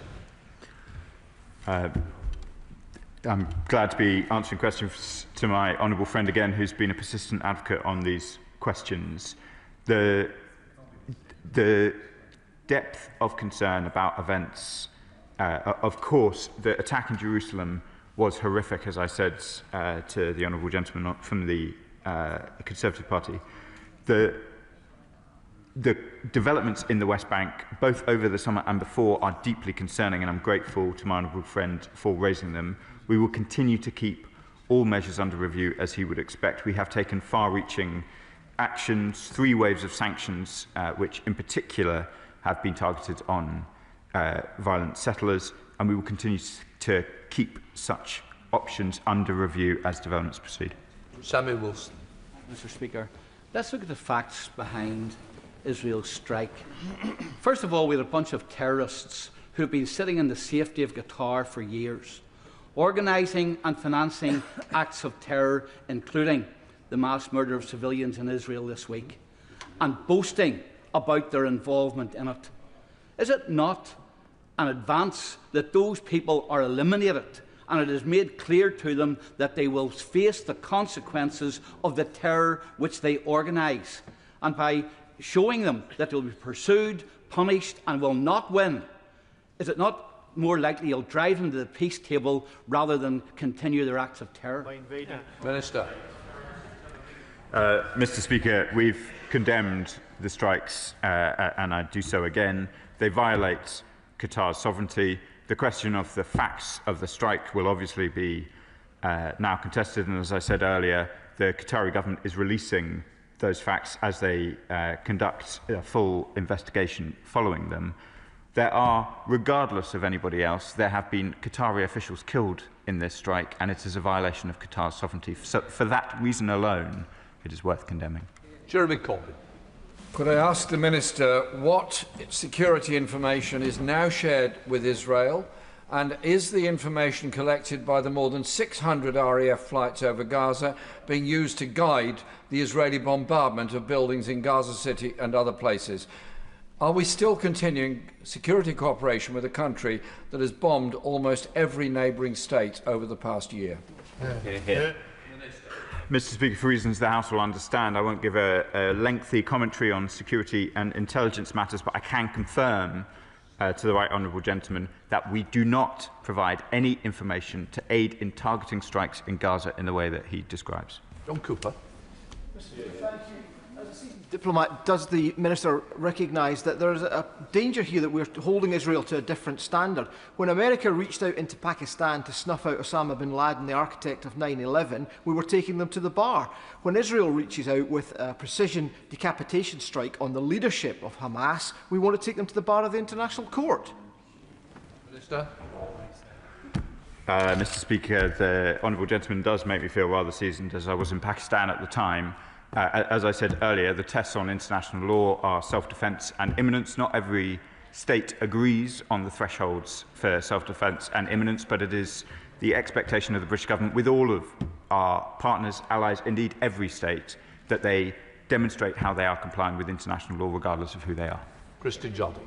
Thank you very much, Mr. Speaker. I'm pleased to have the Minister's confirmation that, despite yesterday's egregious actions by Israel, Qatar is going to continue its commitment to pursue the peace that we all long for in the Middle East. But to that end, the government has said that before the United Nations General Assembly, it would commit to a state of Palestine if Israel failed to meet certain conditions.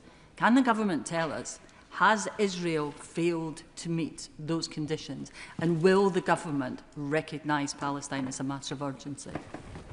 Minister. Mr. Speaker, the Prime Minister will make a determination on the question in advance of the high-level week of the General Assembly.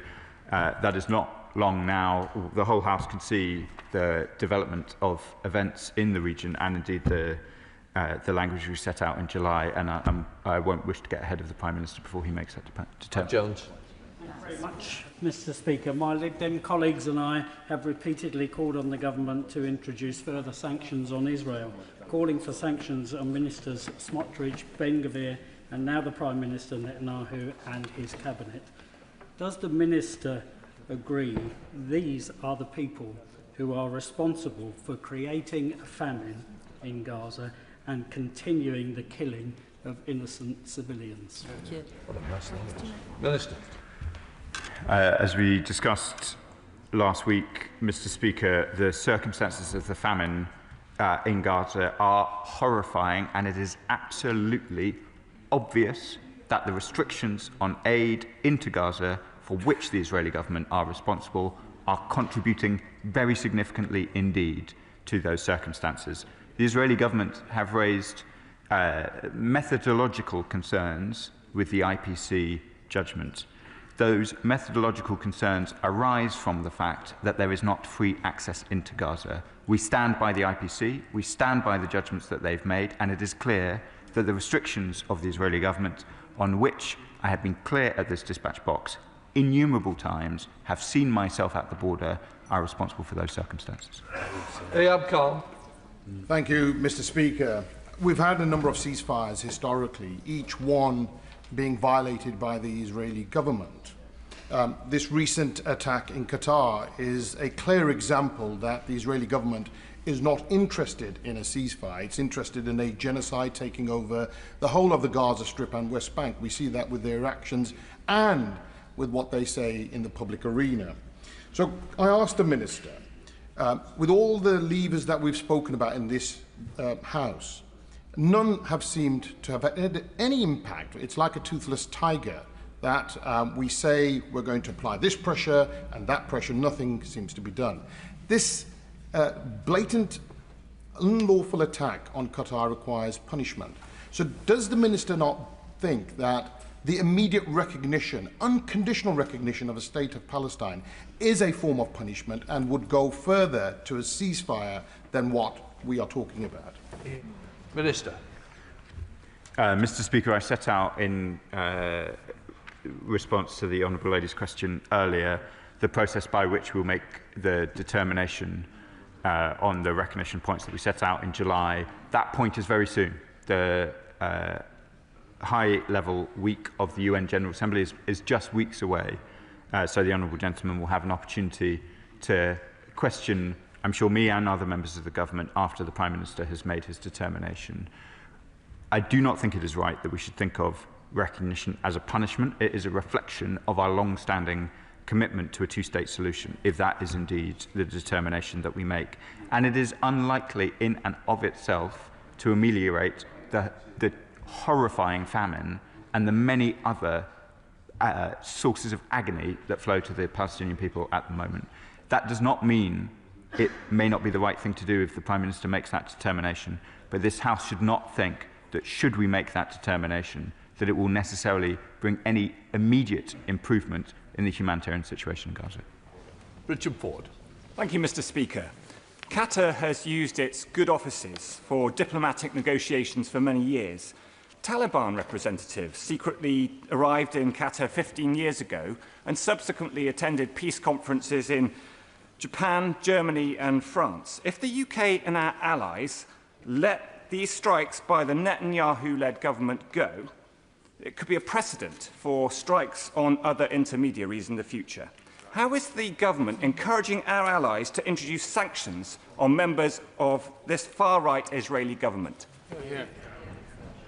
Mr. Speaker, I've set out the consultations with our partners that will be happening today and I'm sure over the coming days. He is right about the role of Qatar over the years, including the Taliban talks that took place there for some time, and we've discussed already the questions under international law about states striking other states.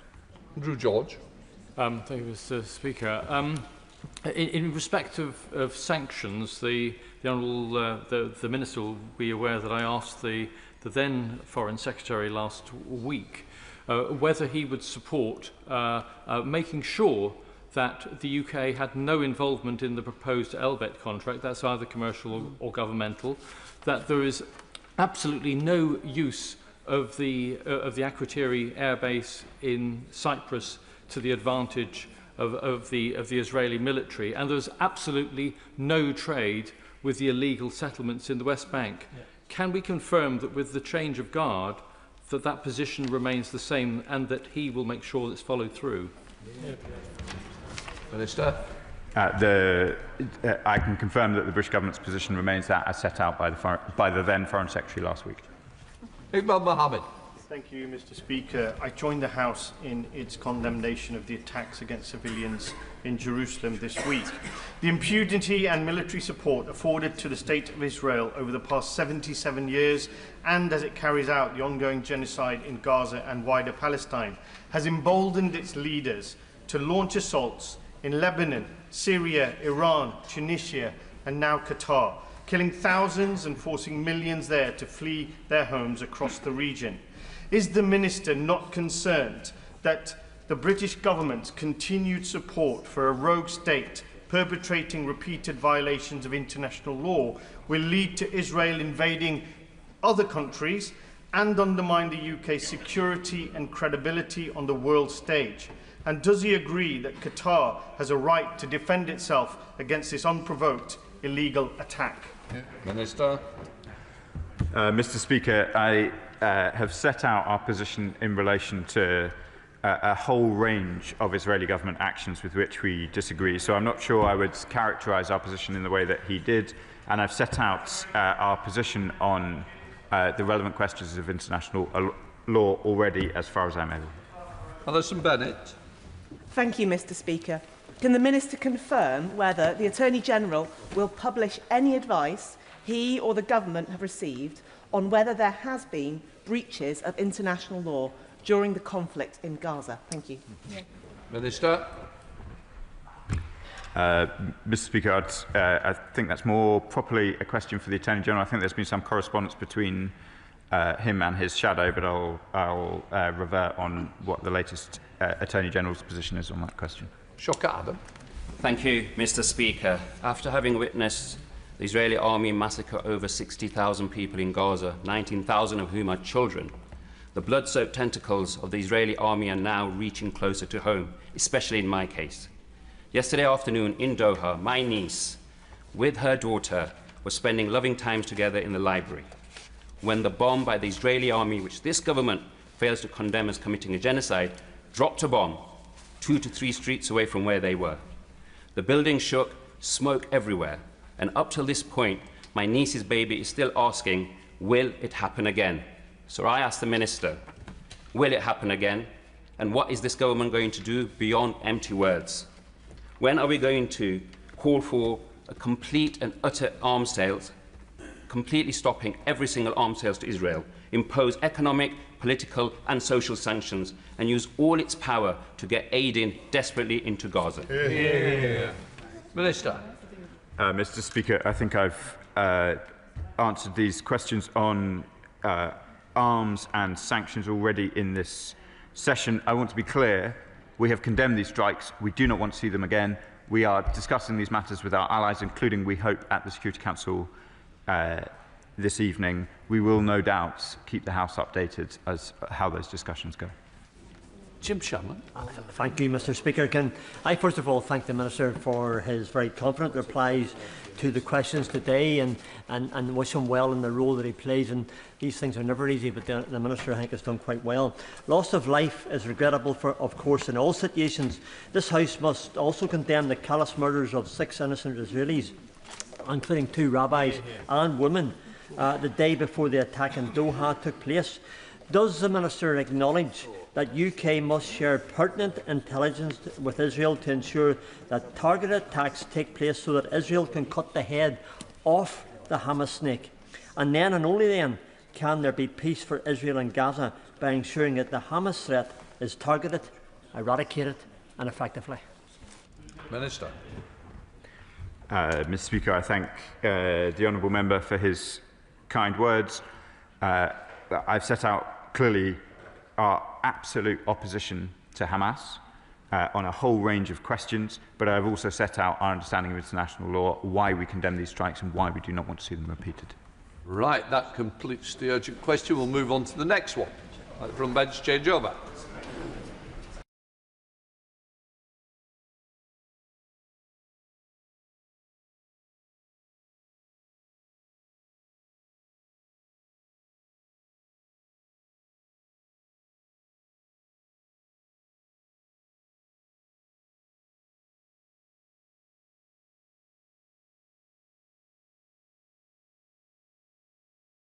In the House and a very serious topic to be discussing. Last night, as we know, Poland shot down multiple Russian drones that had entered its airspace. Poland stated that the drones were part of a coordinated Russian attack on targets across the border in Ukraine, but it's a barbaric attack on Ukraine that they go through every evening, but this is an unprecedented violation of Polish airspace. Deep enough, indeed, for Warsaw Airport to be closed. I would like to thank, in particular, the Polish and NATO air defence forces for responding rapidly and effectively to protect the alliance. The areas affected were border regions in Belarus, on the border of Belarus and Ukraine. Poland temporarily closed the airspace and some airports. Emergency alarms were issued for the regions affected, but airspace and most airports have now, luckily, reopened. Mr. Speaker, Russia's actions are absolutely and utterly reckless, unprecedented and dangerous. It serves to remind us of President Putin's blatant disregard for peace and the constant bombardment of innocent Ukrainians face every day. In response, Poland's Prime Minister Donald Tusk has announced that Poland will request to invoke Article 4, NATO Article 4, which allows any ally to consult with others when they believe their territorial integrity, political independence or security is threatened. The Prime Minister has been in contact with Prime Minister Tusk to make clear, absolutely crystal clear, the UK's support for Poland and that we will stand firm in our support for Ukraine. The Defence Secretary is meeting E5 counterparts today and will discuss what additional support we can provide, including to reinforce Ukraine and strengthen NATO, and we stand in full solidarity with our ally Poland. We condemn this action. We say to Russia, your aggression only strengthens the unity between NATO nations. Your aggression only strengthens our solidarity to stand with and beside Ukraine. It reminds us that a secure Europe needs a strong Ukraine. With our allies and partners, and through UK leadership of the coalition of the willing, we will continue to ramp up the pressure on Putin until there is a just and lasting peace. Cartledge.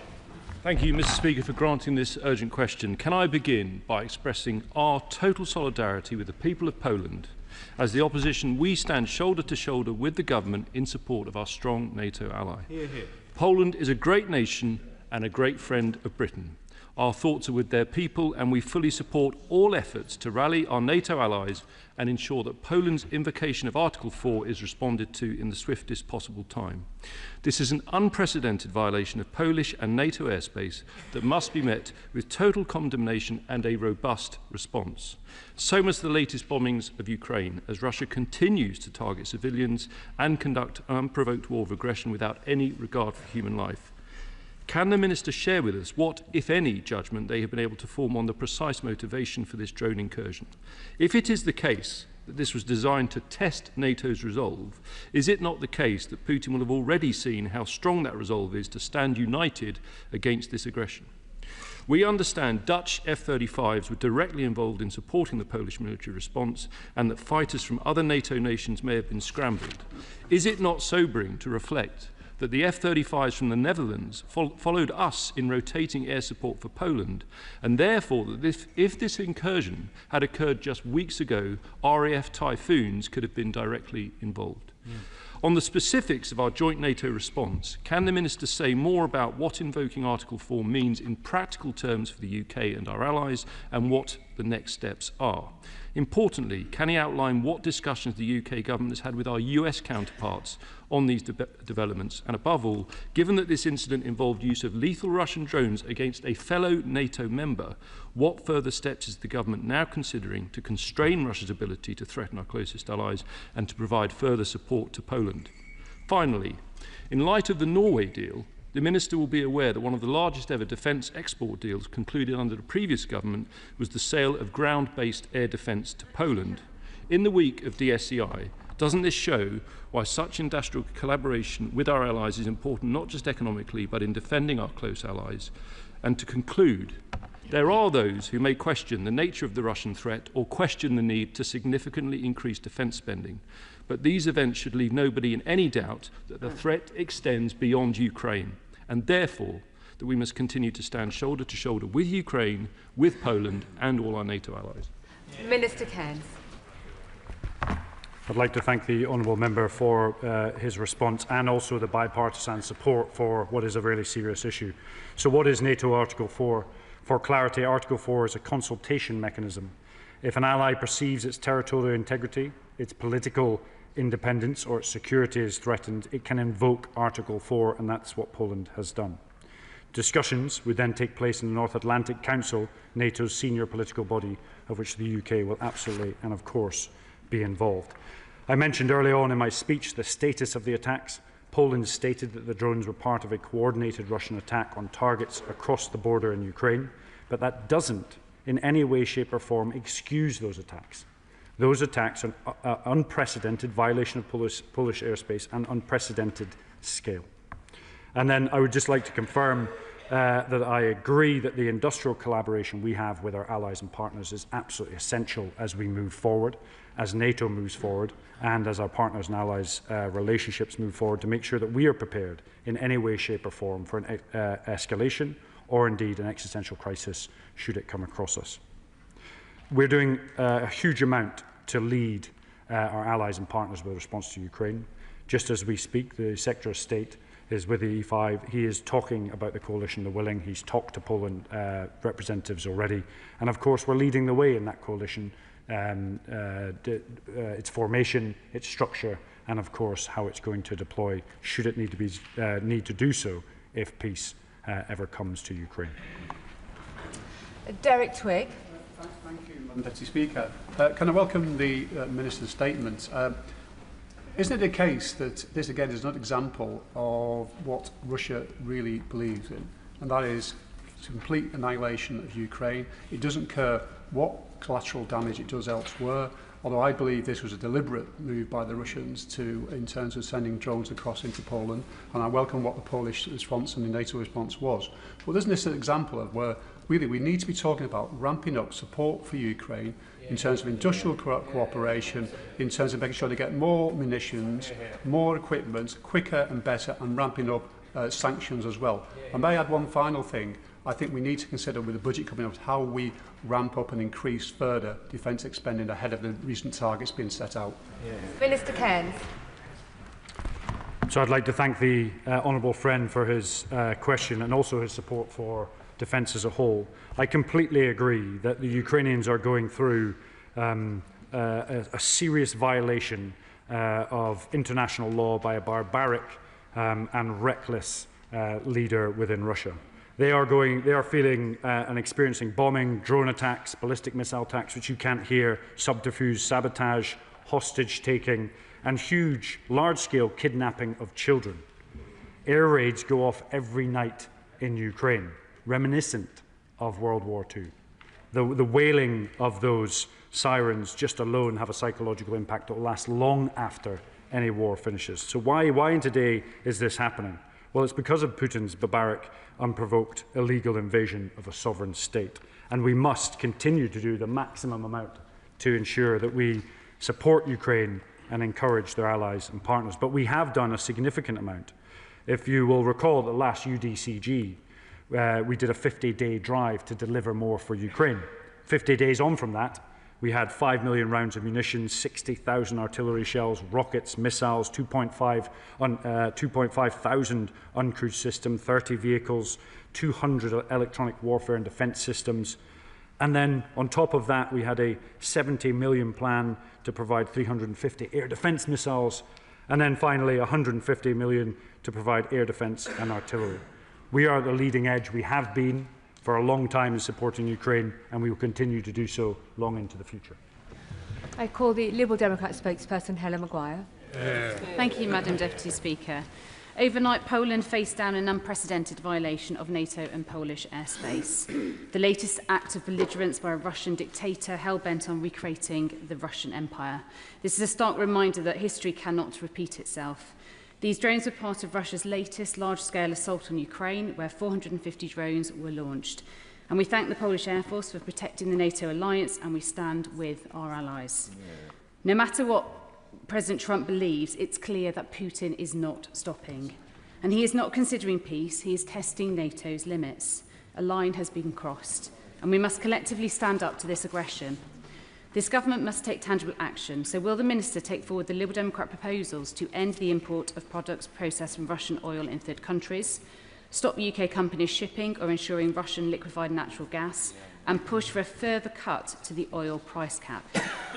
As Tusk said this morning, actions speak louder than words. The strongest action that we could take would be to seize the frozen Russian assets across the UK, so will the Minister commit to doing that today?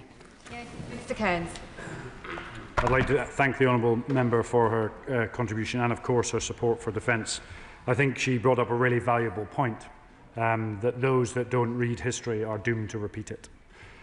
This was an unprecedented attack. It was unprecedented violation of Polish airspace. We are working exceptionally hard with the Polish to ensure they have everything they need, and indeed our broader NATO alliance.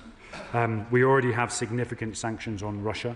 And I know there's work going on between the Department, the Ministry of Defence and the Foreign Office to look how we can move that forward, and we'll update you in due course. Jonathan Brash. Thank you, Madam Deputy Speaker.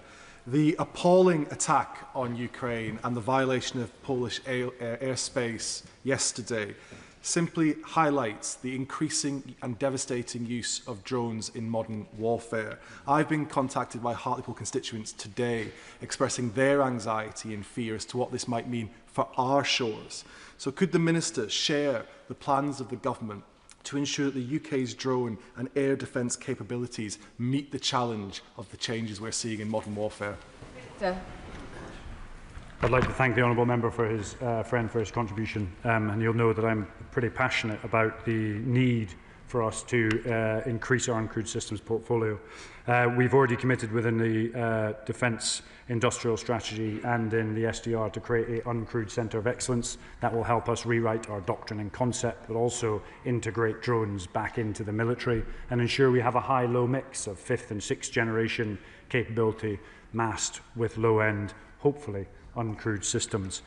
Every night, night on night, we have seen an increase in drone attacks on Kyiv and cities from Dnipro to Zaporizhia and to Kherson and back again.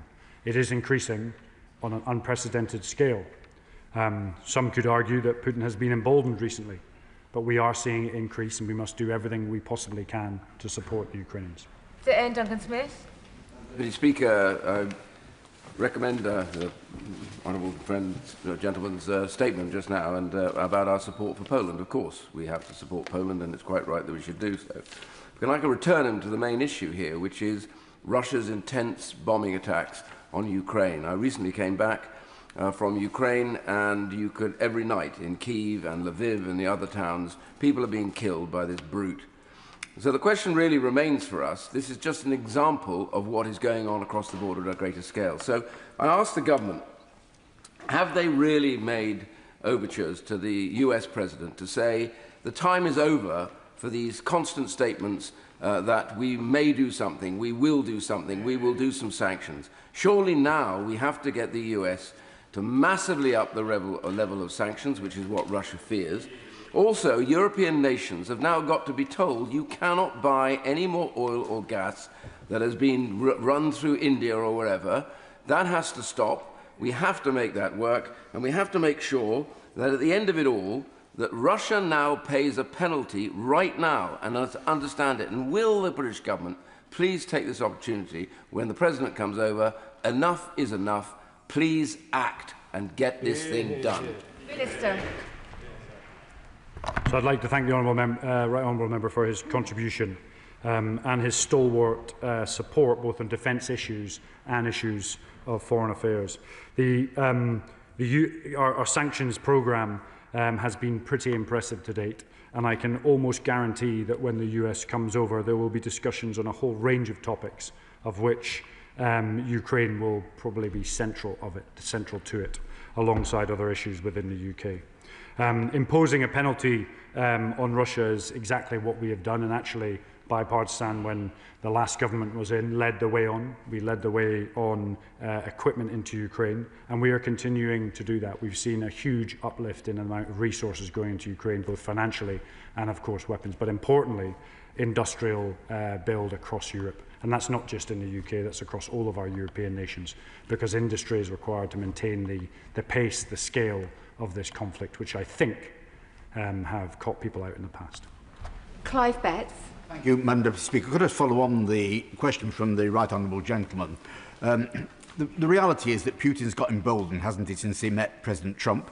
No longer is the pressure for an immediate ceasefire, only we'll get to a long-term, distant peace arrangement, which is not going to happen, as we all know. And the threat of further sanctions from the US, which he was really frightened about, has now apparently been taken off the table. So when President Trump comes over here, can my honourable friend engage with our colleagues in the Foreign Office to try and put pressure on President Trump to say we should recognise that the one thing that can be done now to get President Putin to back off and properly look at a ceasefire is further sanctions from the US to marry those that ourselves and European colleagues have put on? Minister.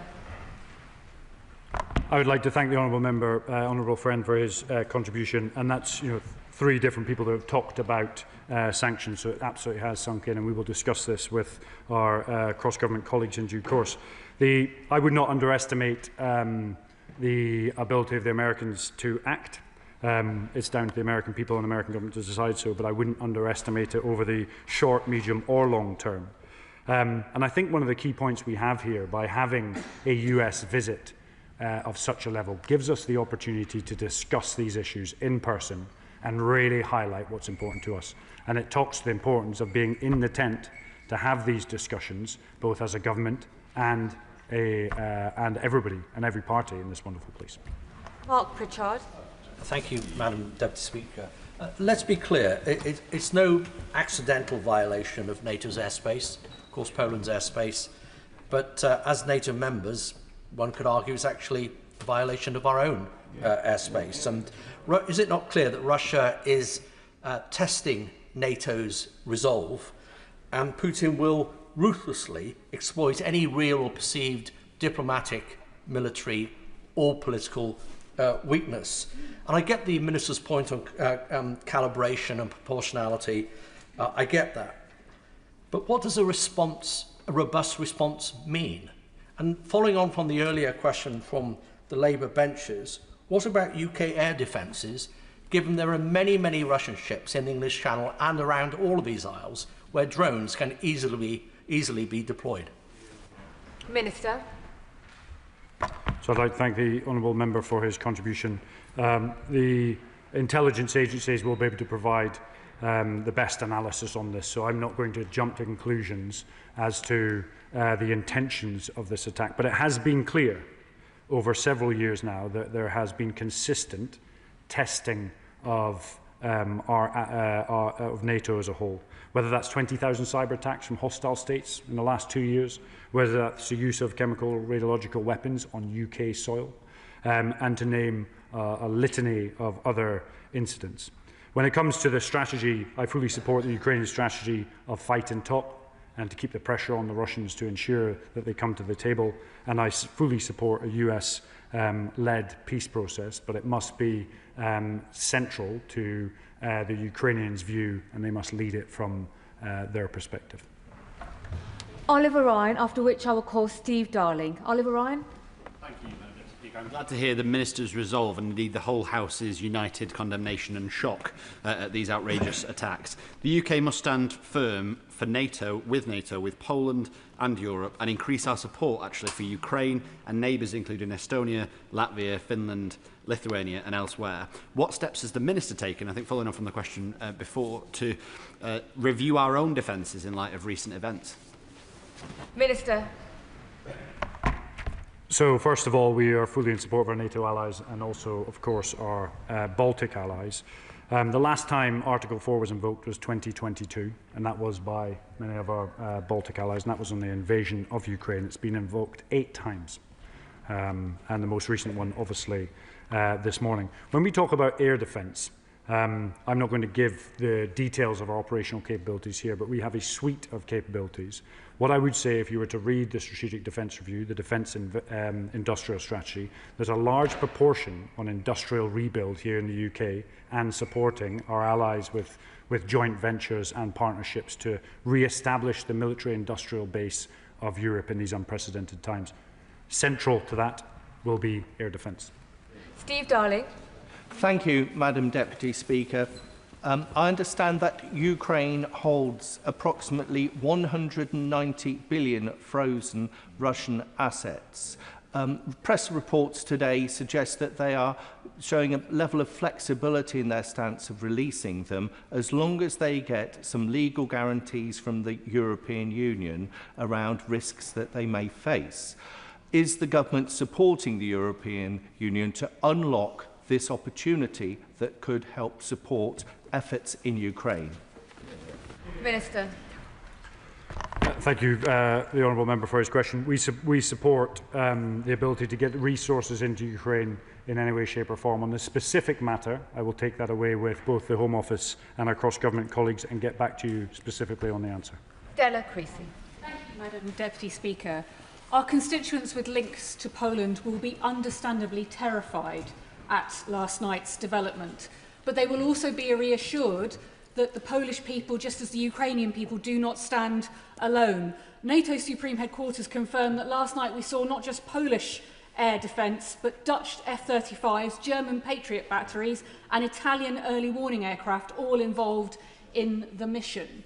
Now, the EU High Commissioner has talked about increasing their involvement in the Eastern Shield project, which we are already part of. Can the Minister update this House about his conversations with our European counterparts about last night and what more we will do to stand with the Polish and the Ukrainian people?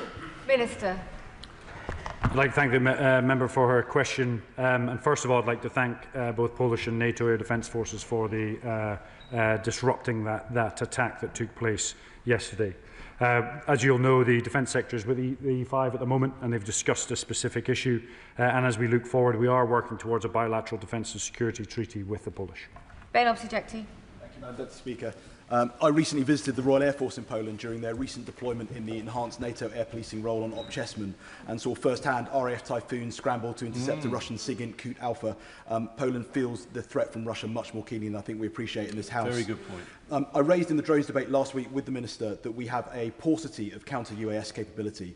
Whilst we obviously don't face the risks that Poland do or have plans such as Shield East, what steps is the government taking to ensure our own territory, critical infrastructure and military bases, both here and overseas, each possess an organic capability that can be brought to bear? Minister.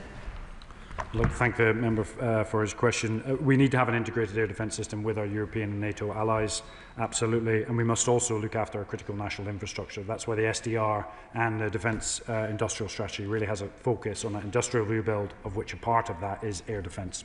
We're also working with our Ukrainian allies to learn from them best practice and pull that back to here in the UK. Moon. Whereas, Madam Deputy Speaker, the shocking escalation of hostilities by Russia is not only a deliberately provocative act, but threatens all NATO states. An ironclad response is now required. Will the Ministry, with NATO partners, be unequivocally reminding Russian and Belarusian counterparts of NATO Article 5 and that an attack on Poland is an attack on all NATO partners, including the United Kingdom? Minister. So we will absolutely do that. It's worth noting Article 4 and Article 5 are not linked, but nevertheless, we will be going all out to remind all of our allies and partners of the severity of this situation and, of course, the continuing barbaric nature of Putin's invasion of Ukraine. Charlie Maynard. Could the Minister outline what this government is doing to highlight and explain to the citizens of our country what our obligations are to Poland, Lithuania, Latvia, Estonia and all of our NATO allies under Article 5, and the role that the Joint Expeditionary Framework plays, or force plays, with the Baltic 3, Nordic 5, Netherlands and the UK? Thank you. Minister. I think the member brings up a really important point. One of the biggest impacts to cost of living across this country is the war with Ukraine and Russia. It's having a second, third order effect that affects everyone in the country. I think it's really worthwhile reminding our citizens of that. That if Article 5 were being enacted, that we would have an obligation to defend. And that is so important when we look at focusing on our foreign policy and where we need to prioritise our resource. John Slinger. Thank you, Madam Deputy Speaker. The UK and Poland have a very close defence and security relationship, and they are one of our most important European allies. So what plans does the Minister have to strengthen this relationship and that with our other allies? And does he agree that we need to do all we can to calmly make clear to our population here that the defence of the free world is being tested and that we all need collectively to be resolute in our response? Minister. I'd like to thank my honourable friend for the question. For 24 years in the military, I've never seen it so fractious or fragile as it is, particularly today. And I think it's on all of us to make sure the population understands the risk in the geopolitical environment that surrounds us and gives us our standard of living that we have here in the UK. When it comes to Poland, we're working towards a bilateral defence and security treaty with them, which will deepen ties and industrial partnership. Stuart Anderson. Thank you, Madam Deputy Speaker. I believe this was a deliberate attack by Putin to test the resolve and the resources of NATO, and we will see more of these in the coming weeks, months and years. What I've also seen is that Russia were very quick on disinformation and pumping the airways in the cyberspace. Can we ensure that we're providing all resources to counter disinformation, because it is a battle space on its own, and ensure that we are ramping up with the current threat that Russia is pushing out across NATO countries? Minister. I'd like to thank the honourable and gallant member for his contribution and his support to defence affairs. It's worth reminding us, and sometimes we're quite disparaging, that NATO is the most effective military alliance ever seen in history. And its numbers and its capacity far outweigh some of our adversaries. One of the areas I do believe they have a fantastic command capability is information operations, but actually we all collectively as members of Parliament play a part in it. And that's by taking the messages that we have today and making sure our nation and individuals within our constituencies understand the second and third order effects of potential escalation. John Woodcock. Thank you very much. For many years, Banbury has been home to thousands of Polish citizens who will understandably be very concerned at events over the past 24 hours. Can the Minister reassure them that not only is our relationship with Poland steadfast, but that this government is taking steps to strengthen it in spite of Putin? Minister. The one thing that Putin's actions have done is they pull NATO together, they forge alliances, they forge partnerships, and they focus us in on the barbaric nature of Russia's aggression. I've worked with the Polish in the past. We have a great relationship with the Polish. They are increasing defence spending. There are industrial opportunities there. And of course, we have great cultural ties with Poland, whether that goes to the Polish serving in the Air Force in the Second World War, all the way through to the latter years. So we are fully behind Poland, our allies and our partners. Dave Dugan. Thank you, Madam Deputy Speaker. Can I first congratulate and salute the brave air crew that intercepted this flagrant breach, not just of Poland's airspace, but of international rules-based order. I don't believe for one second that this was some inadvertent mistake. I think this is classic Russian playbook.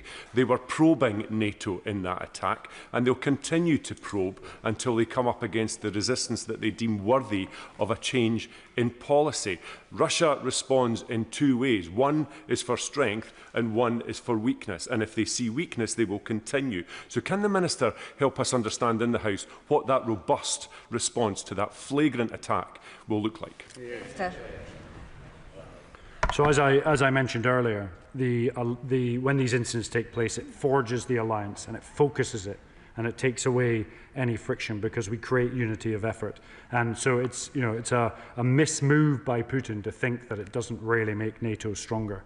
And if we're looking at sort of deterrence, whether it's by punishment or denial, one, Ukraine is holding back one of the biggest militaries in the world, and they are being punished, 1 million casualties. And then denial is greater NATO unity and focus on the aggressor that is Putin. Thank you very much, Madam Deputy Speaker. This attack by Vladimir Putin on a NATO member and one who's been a leader in resisting Russian aggression and supplying Ukraine is a clear escalation and attempt, as others have said, to probe NATO defences and intimidate the alliance. Can the Minister assure me that the UK and NATO will not be intimidated and that the Government is considering robust military options to stand up to this bully in Moscow? And closer to home, can he assure me that these attacks will also confirm the urgency to escalate and accelerate our own development of the Type 83 frigate and future air defence system so our country is fully protected in the future as well? Minister. I'd like to thank the honourable friend for his contribution to defence. He's a stalwart champion of both Ukraine and defence as a whole. I have never been intimidated in my life. We as a country will not be intimidated. We will not be intimidated, and neither will NATO. And I would just like to reiterate our defence industrial strategy is absolutely critical. Giving weapons to Ukraine is one thing. Building industrial capacity to generate mass is actually how you win wars should you be caught up in one. And that's why the SDR's first 70 pages are all about industry. Sir Oliver Dowden. In the Minister's excellent response, he talked about the geopolitical situation. During my time in office, I saw more and more cooperation between Russia, China, North Korea and Iran. And he talked about the emboldenment of Putin. Does he share my concern that the recent show of unity at the Organisation for Shanghai Cooperation summit in China may well have emboldened Putin? And in response to that, it should be a wake-up call for Western democracies, all Western democracies, to stand together in defence of their mutual values. Minister. So I absolutely agree that we must stand together for those mutual values, whether that's the right to independence, the right to self-determination, collective security, etc. Yes, he may feel emboldened, but I would argue his actions today has actually strengthened the alliance. It really does galvanise, and I can guarantee the discussions with the E5 and NATO that take place will be absolutely focused at Russia. And that then drives economic growth, it drives spending into defence, and so I would argue it's not just a shot across the border, but a shot in the foot from Putin. Mr Naish, if you are finally comfortable in the chamber, you seem to have bounced around every seat on the back row. Are you ready to ask a question? James Naish. I apologise for moving. Poland is one of our closest European allies with a long shared history, and in my region of the East Midlands, that is embodied in our large British-Polish community, whose roots go back over 80 years. In light of last night's attack, what are the government's plans to strengthen our deterrence on NATO's north-eastern flank? Minister. I think Poland is one of our strongest allies. Poland is interestingly building one of the biggest land forces in Europe. Its recapitalisation programme is of a significant scale because it has a large, obviously, land border. And so, from my perspective, working with them towards that bilateral defence and security treaty is absolutely essential from our perspective due to the industrial and bilateral benefits that will bring. We stand side by side with the Polish. No questions, no doubts. And we stand absolutely at the centre of NATO defence policy. Manuela Petgala. Thank you, Madam Deputy Speaker. In my constituency of Stratford-on-Avon, we also have a large Polish community who have been alarmed to see Russian drones violating Polish airspace. We all know that if Ukraine were to fall to Putin's aggression, Poland would be next in his sights. How is the government intending to support Poland in defending its sovereignty, and what steps is the government taking to strengthen our own security? Minister. I'd like to thank the honourable member for her contribution and thank the Polish members of our constituency for supporting Poland during these times. We have a multitude of different capabilities we've had in Poland that have rotated through. For example, as mentioned by the opposite benches, was our NATO-enhanced joint air policing, which just stopped a couple of months ago and was rotated around. We also have a light cavalry squadron there working with the Polish and the US as well. But they are also a central pillar to the coalition, the willing, as we move forward. So everything is done by, with and alongside our Polish allies. Jacob Collier. Thank you, Madam Deputy Speaker. Can I join the Minister in his condemnation of this clear escalation against our Polish allies? My honourable friend will know that in my constituency of Burton and Uttoxeter, we have a large Polish diaspora who are extremely concerned about their country and fearful of further Russian attacks. What assurances can he give to the Polish community in my constituency but across the country, and what work will he do across government to support the Polish community at this difficult time? Minister.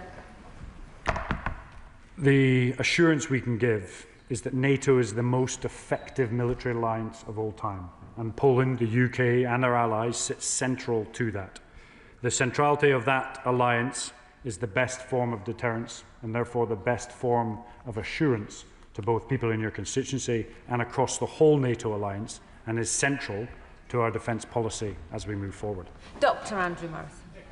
Speaker, President Zelensky has been consistent in his argument that the invasion of his country is just the beginning and that we are all in the crosshairs. And he made that argument very forcefully, famously, in the Oval Office.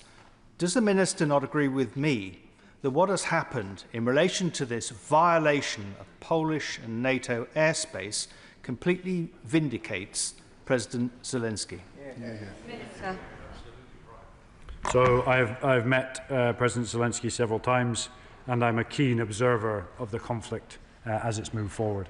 1 million Russian casualties, a 40-kilometre dead zone on the front line that would reflect any battlefront or front line from the First World War to the Second World War. What is happening there is absolutely atrocious. And I always am really clear that deterrence, yes, peace, yes, but appeasement, no.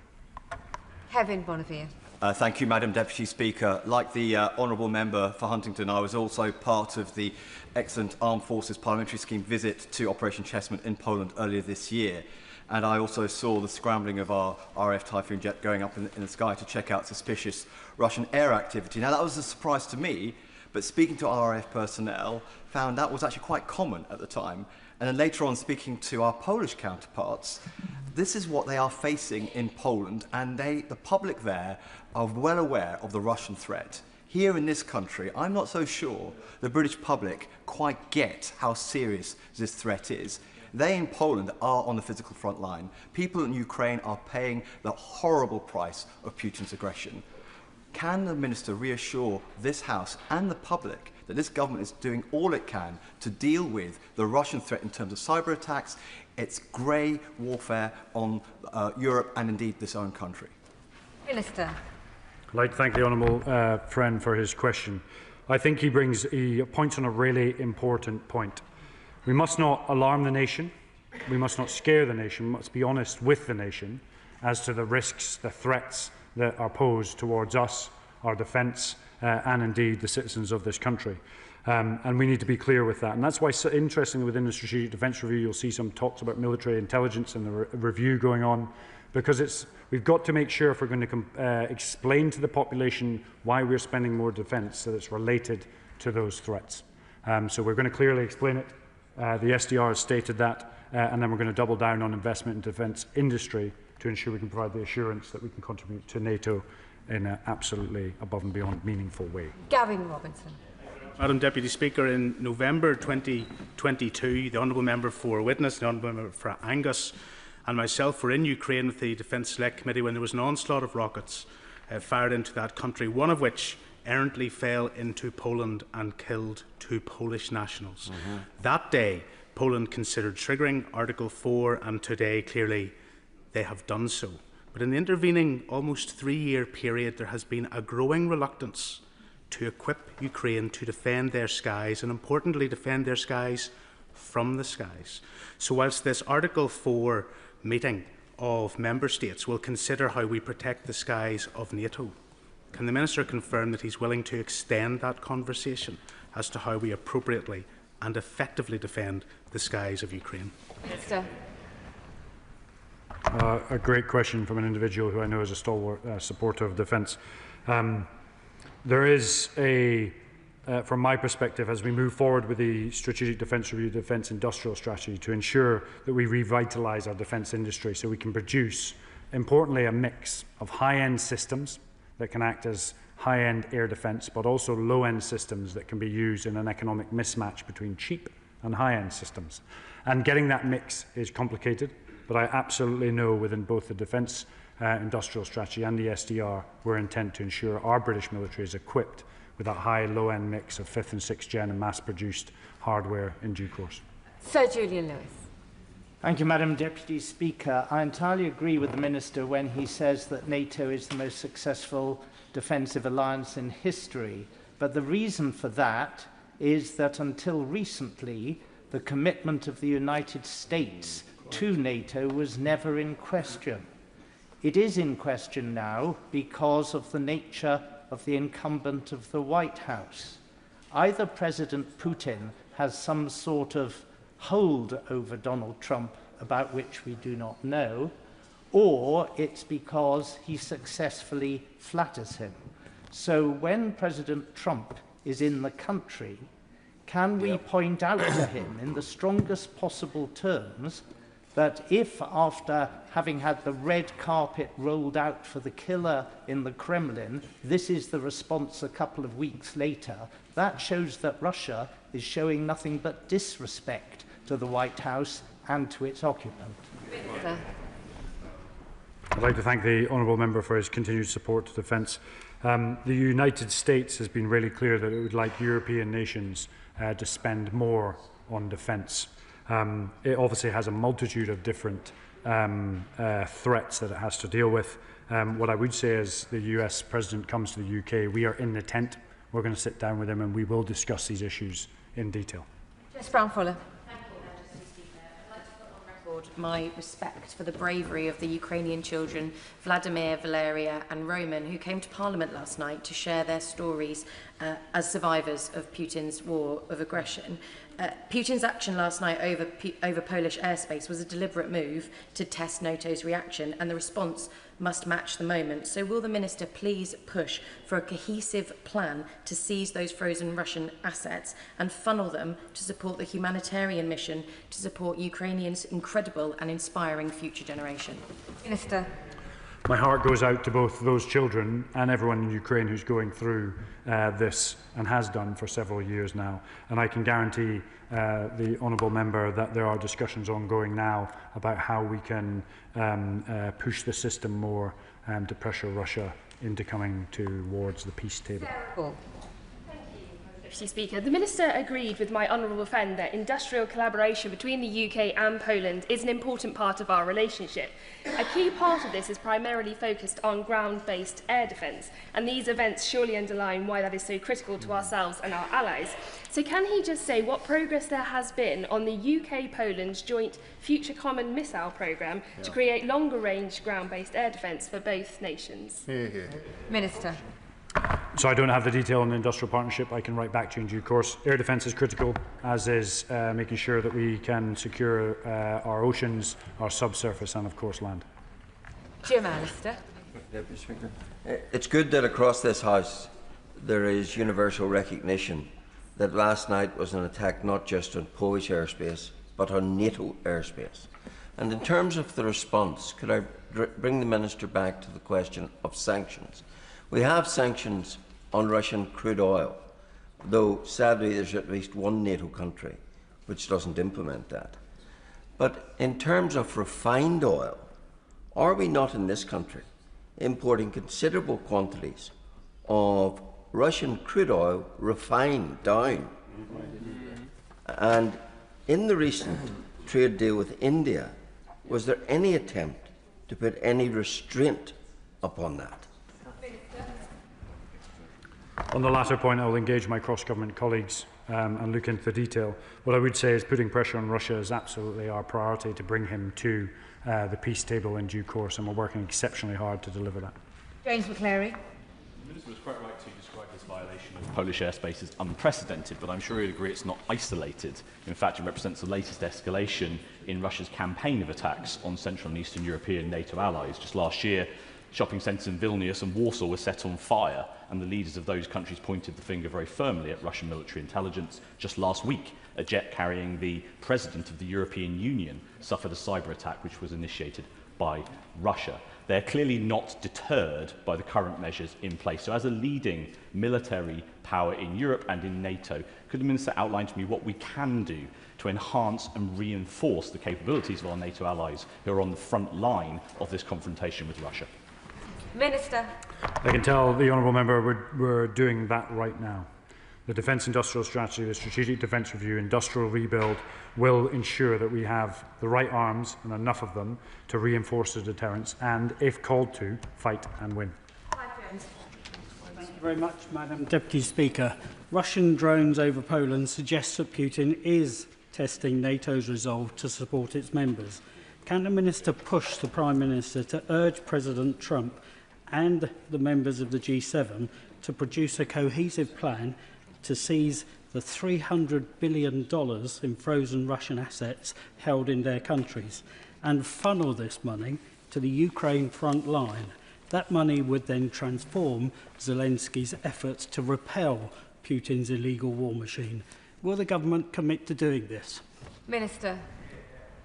The United States is one of our most critical allies, and when the President of the United States visits the UK, there will be a multitude of different discussions, particularly focused on Ukraine, European security and, of course, NATO. Adam Dance.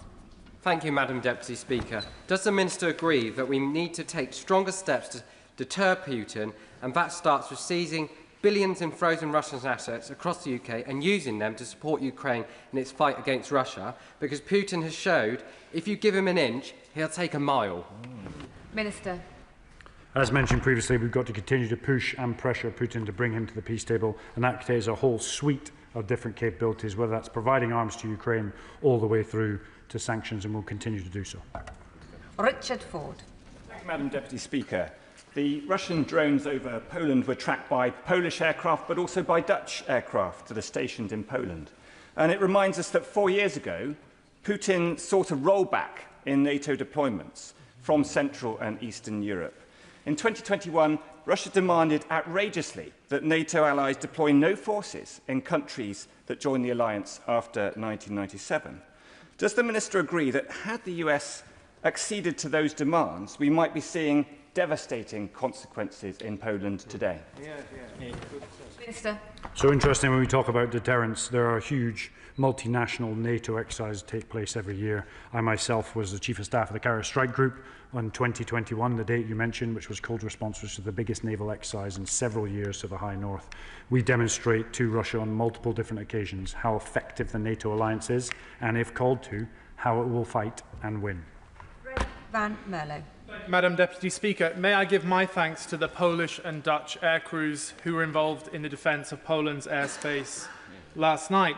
The seats in their jets may have been manufactured and tested in my constituency on Chargrove Airfield, but that airfield could be demolished thanks to proposals by Homes England to build a new town there. Will he meet with me to address urgently this threat to the UK national security? Yes. Final question, Jim Shannon. Thank you, Madam Deputy Speaker. Can I congratulate the Honourable and gallant Minister for his elevation, well deserved. Also congratulate him on his comments and says he will not be intimidated. He speaks for us all. Indeed, I can almost feel a poster campaign coming on, and as it should be to stand firm. The incursion of Russian drones into a NATO member nation is a slap in the face of the very idea of NATO and must be dealt with effectively and immediately. What discussions will be had within NATO collectively to holding and determining a robust response to the testing of our borders and the resolution to stand fast against Russia? Thanks so much. I'd like to thank the honourable member for his question and his support to defence. There are discussions ongoing in the E5 as we speak. The NAT has sat and will continue to discuss this issue, and I can guarantee you that the UK will be at the very centre of those discussions, and no one will intimidate this great isle at all. That is the end of the urgent question on violation of Poland's airspace by Russian drones. Point of order. Point of order, Gregory Stafford. Thank you, Madam Deputy Speaker. I wish to seek your guidance on a matter which I believe constitutes a breach of the ministerial duty to respond to members' correspondence in a timely manner. On the 28th of November last year, I wrote to the now former Secretary of State for Science, Innovation and Technology to raise concerns about the absence of legislation requiring service providers to give residents notice before installing large cables on their properties. Since then, I have followed up with the Department on the 22nd of January, the 20th of March, the 28th of April, the 13th of June and the 24th of July. It's now been 9 months without receiving a substantive reply. I understand the new Secretary of State is new in her job, and I congratulate her for that. But this considerably hinders my ability to represent my constituents, and I seek your guidance on how we can get a response. I am grateful to the honourable member for his point of order and for giving advance notice. Ministerial correspondence is not a matter for the Chair, that all honourable members should be entitled to expect a timely reply when they write to any member of the government. I can see the Treasury front bench nodding in agreement. I'm sure that the Treasury front bench will now make sure that the appropriate department and minister has been made aware and will respond to the honourable member's request as fast as they possibly can. Mr Corbyn, were you bobbing earlier for a point of order? Point of order, Jeremy Corbyn. Thank you, Madam Deputy Speaker. I wish on a point of order to raise an apology to the House for inadvertently misleading the House yesterday during the debate on the Chagos Islands Bill, in which in column 816 of Hansard I was discussing the role of Olivier Bancourt in relationship with David Snoxall, who was the then High Commissioner to Mauritius, in which I said the latter's presence on David Snoxall Pressure on David Snoxall was enormous. He once went to the extent of locking him in his office until they had a proper meeting. I now have checked this with Mr Snoxall, and I made a mistake there. The background facts are that in early November 2000, David Snoxall asked Olivier Bancoul and his committee to come and see him so that they could discuss with them the High Court judgment allowing them to return to the outer islands, and that was a perfectly friendly meeting. And then he goes on to say, I had several meetings over the next 4 years with Mr Bancoul and his committee members, and although Olivier regarded me as not on his side and occasionally denounced me in the press, he never locked me in my office. So I wanted the record to be corrected so that all can be satisfied that the truth has been told. Thank you, Madam Deputy Speaker. Well, I thank the Right Honourable Member for giving notice of his point of order. I also thank him for correcting in so much detail the record at, of course, the earliest opportunity. No. No. I will let the front benches very quickly shuffle over before we get to the next set of business. To the presentation of bills, Secretary Yvette Cooper. Biodiversity Beyond National Jurisdiction Bill. Second reading what day? Tomorrow. Tomorrow.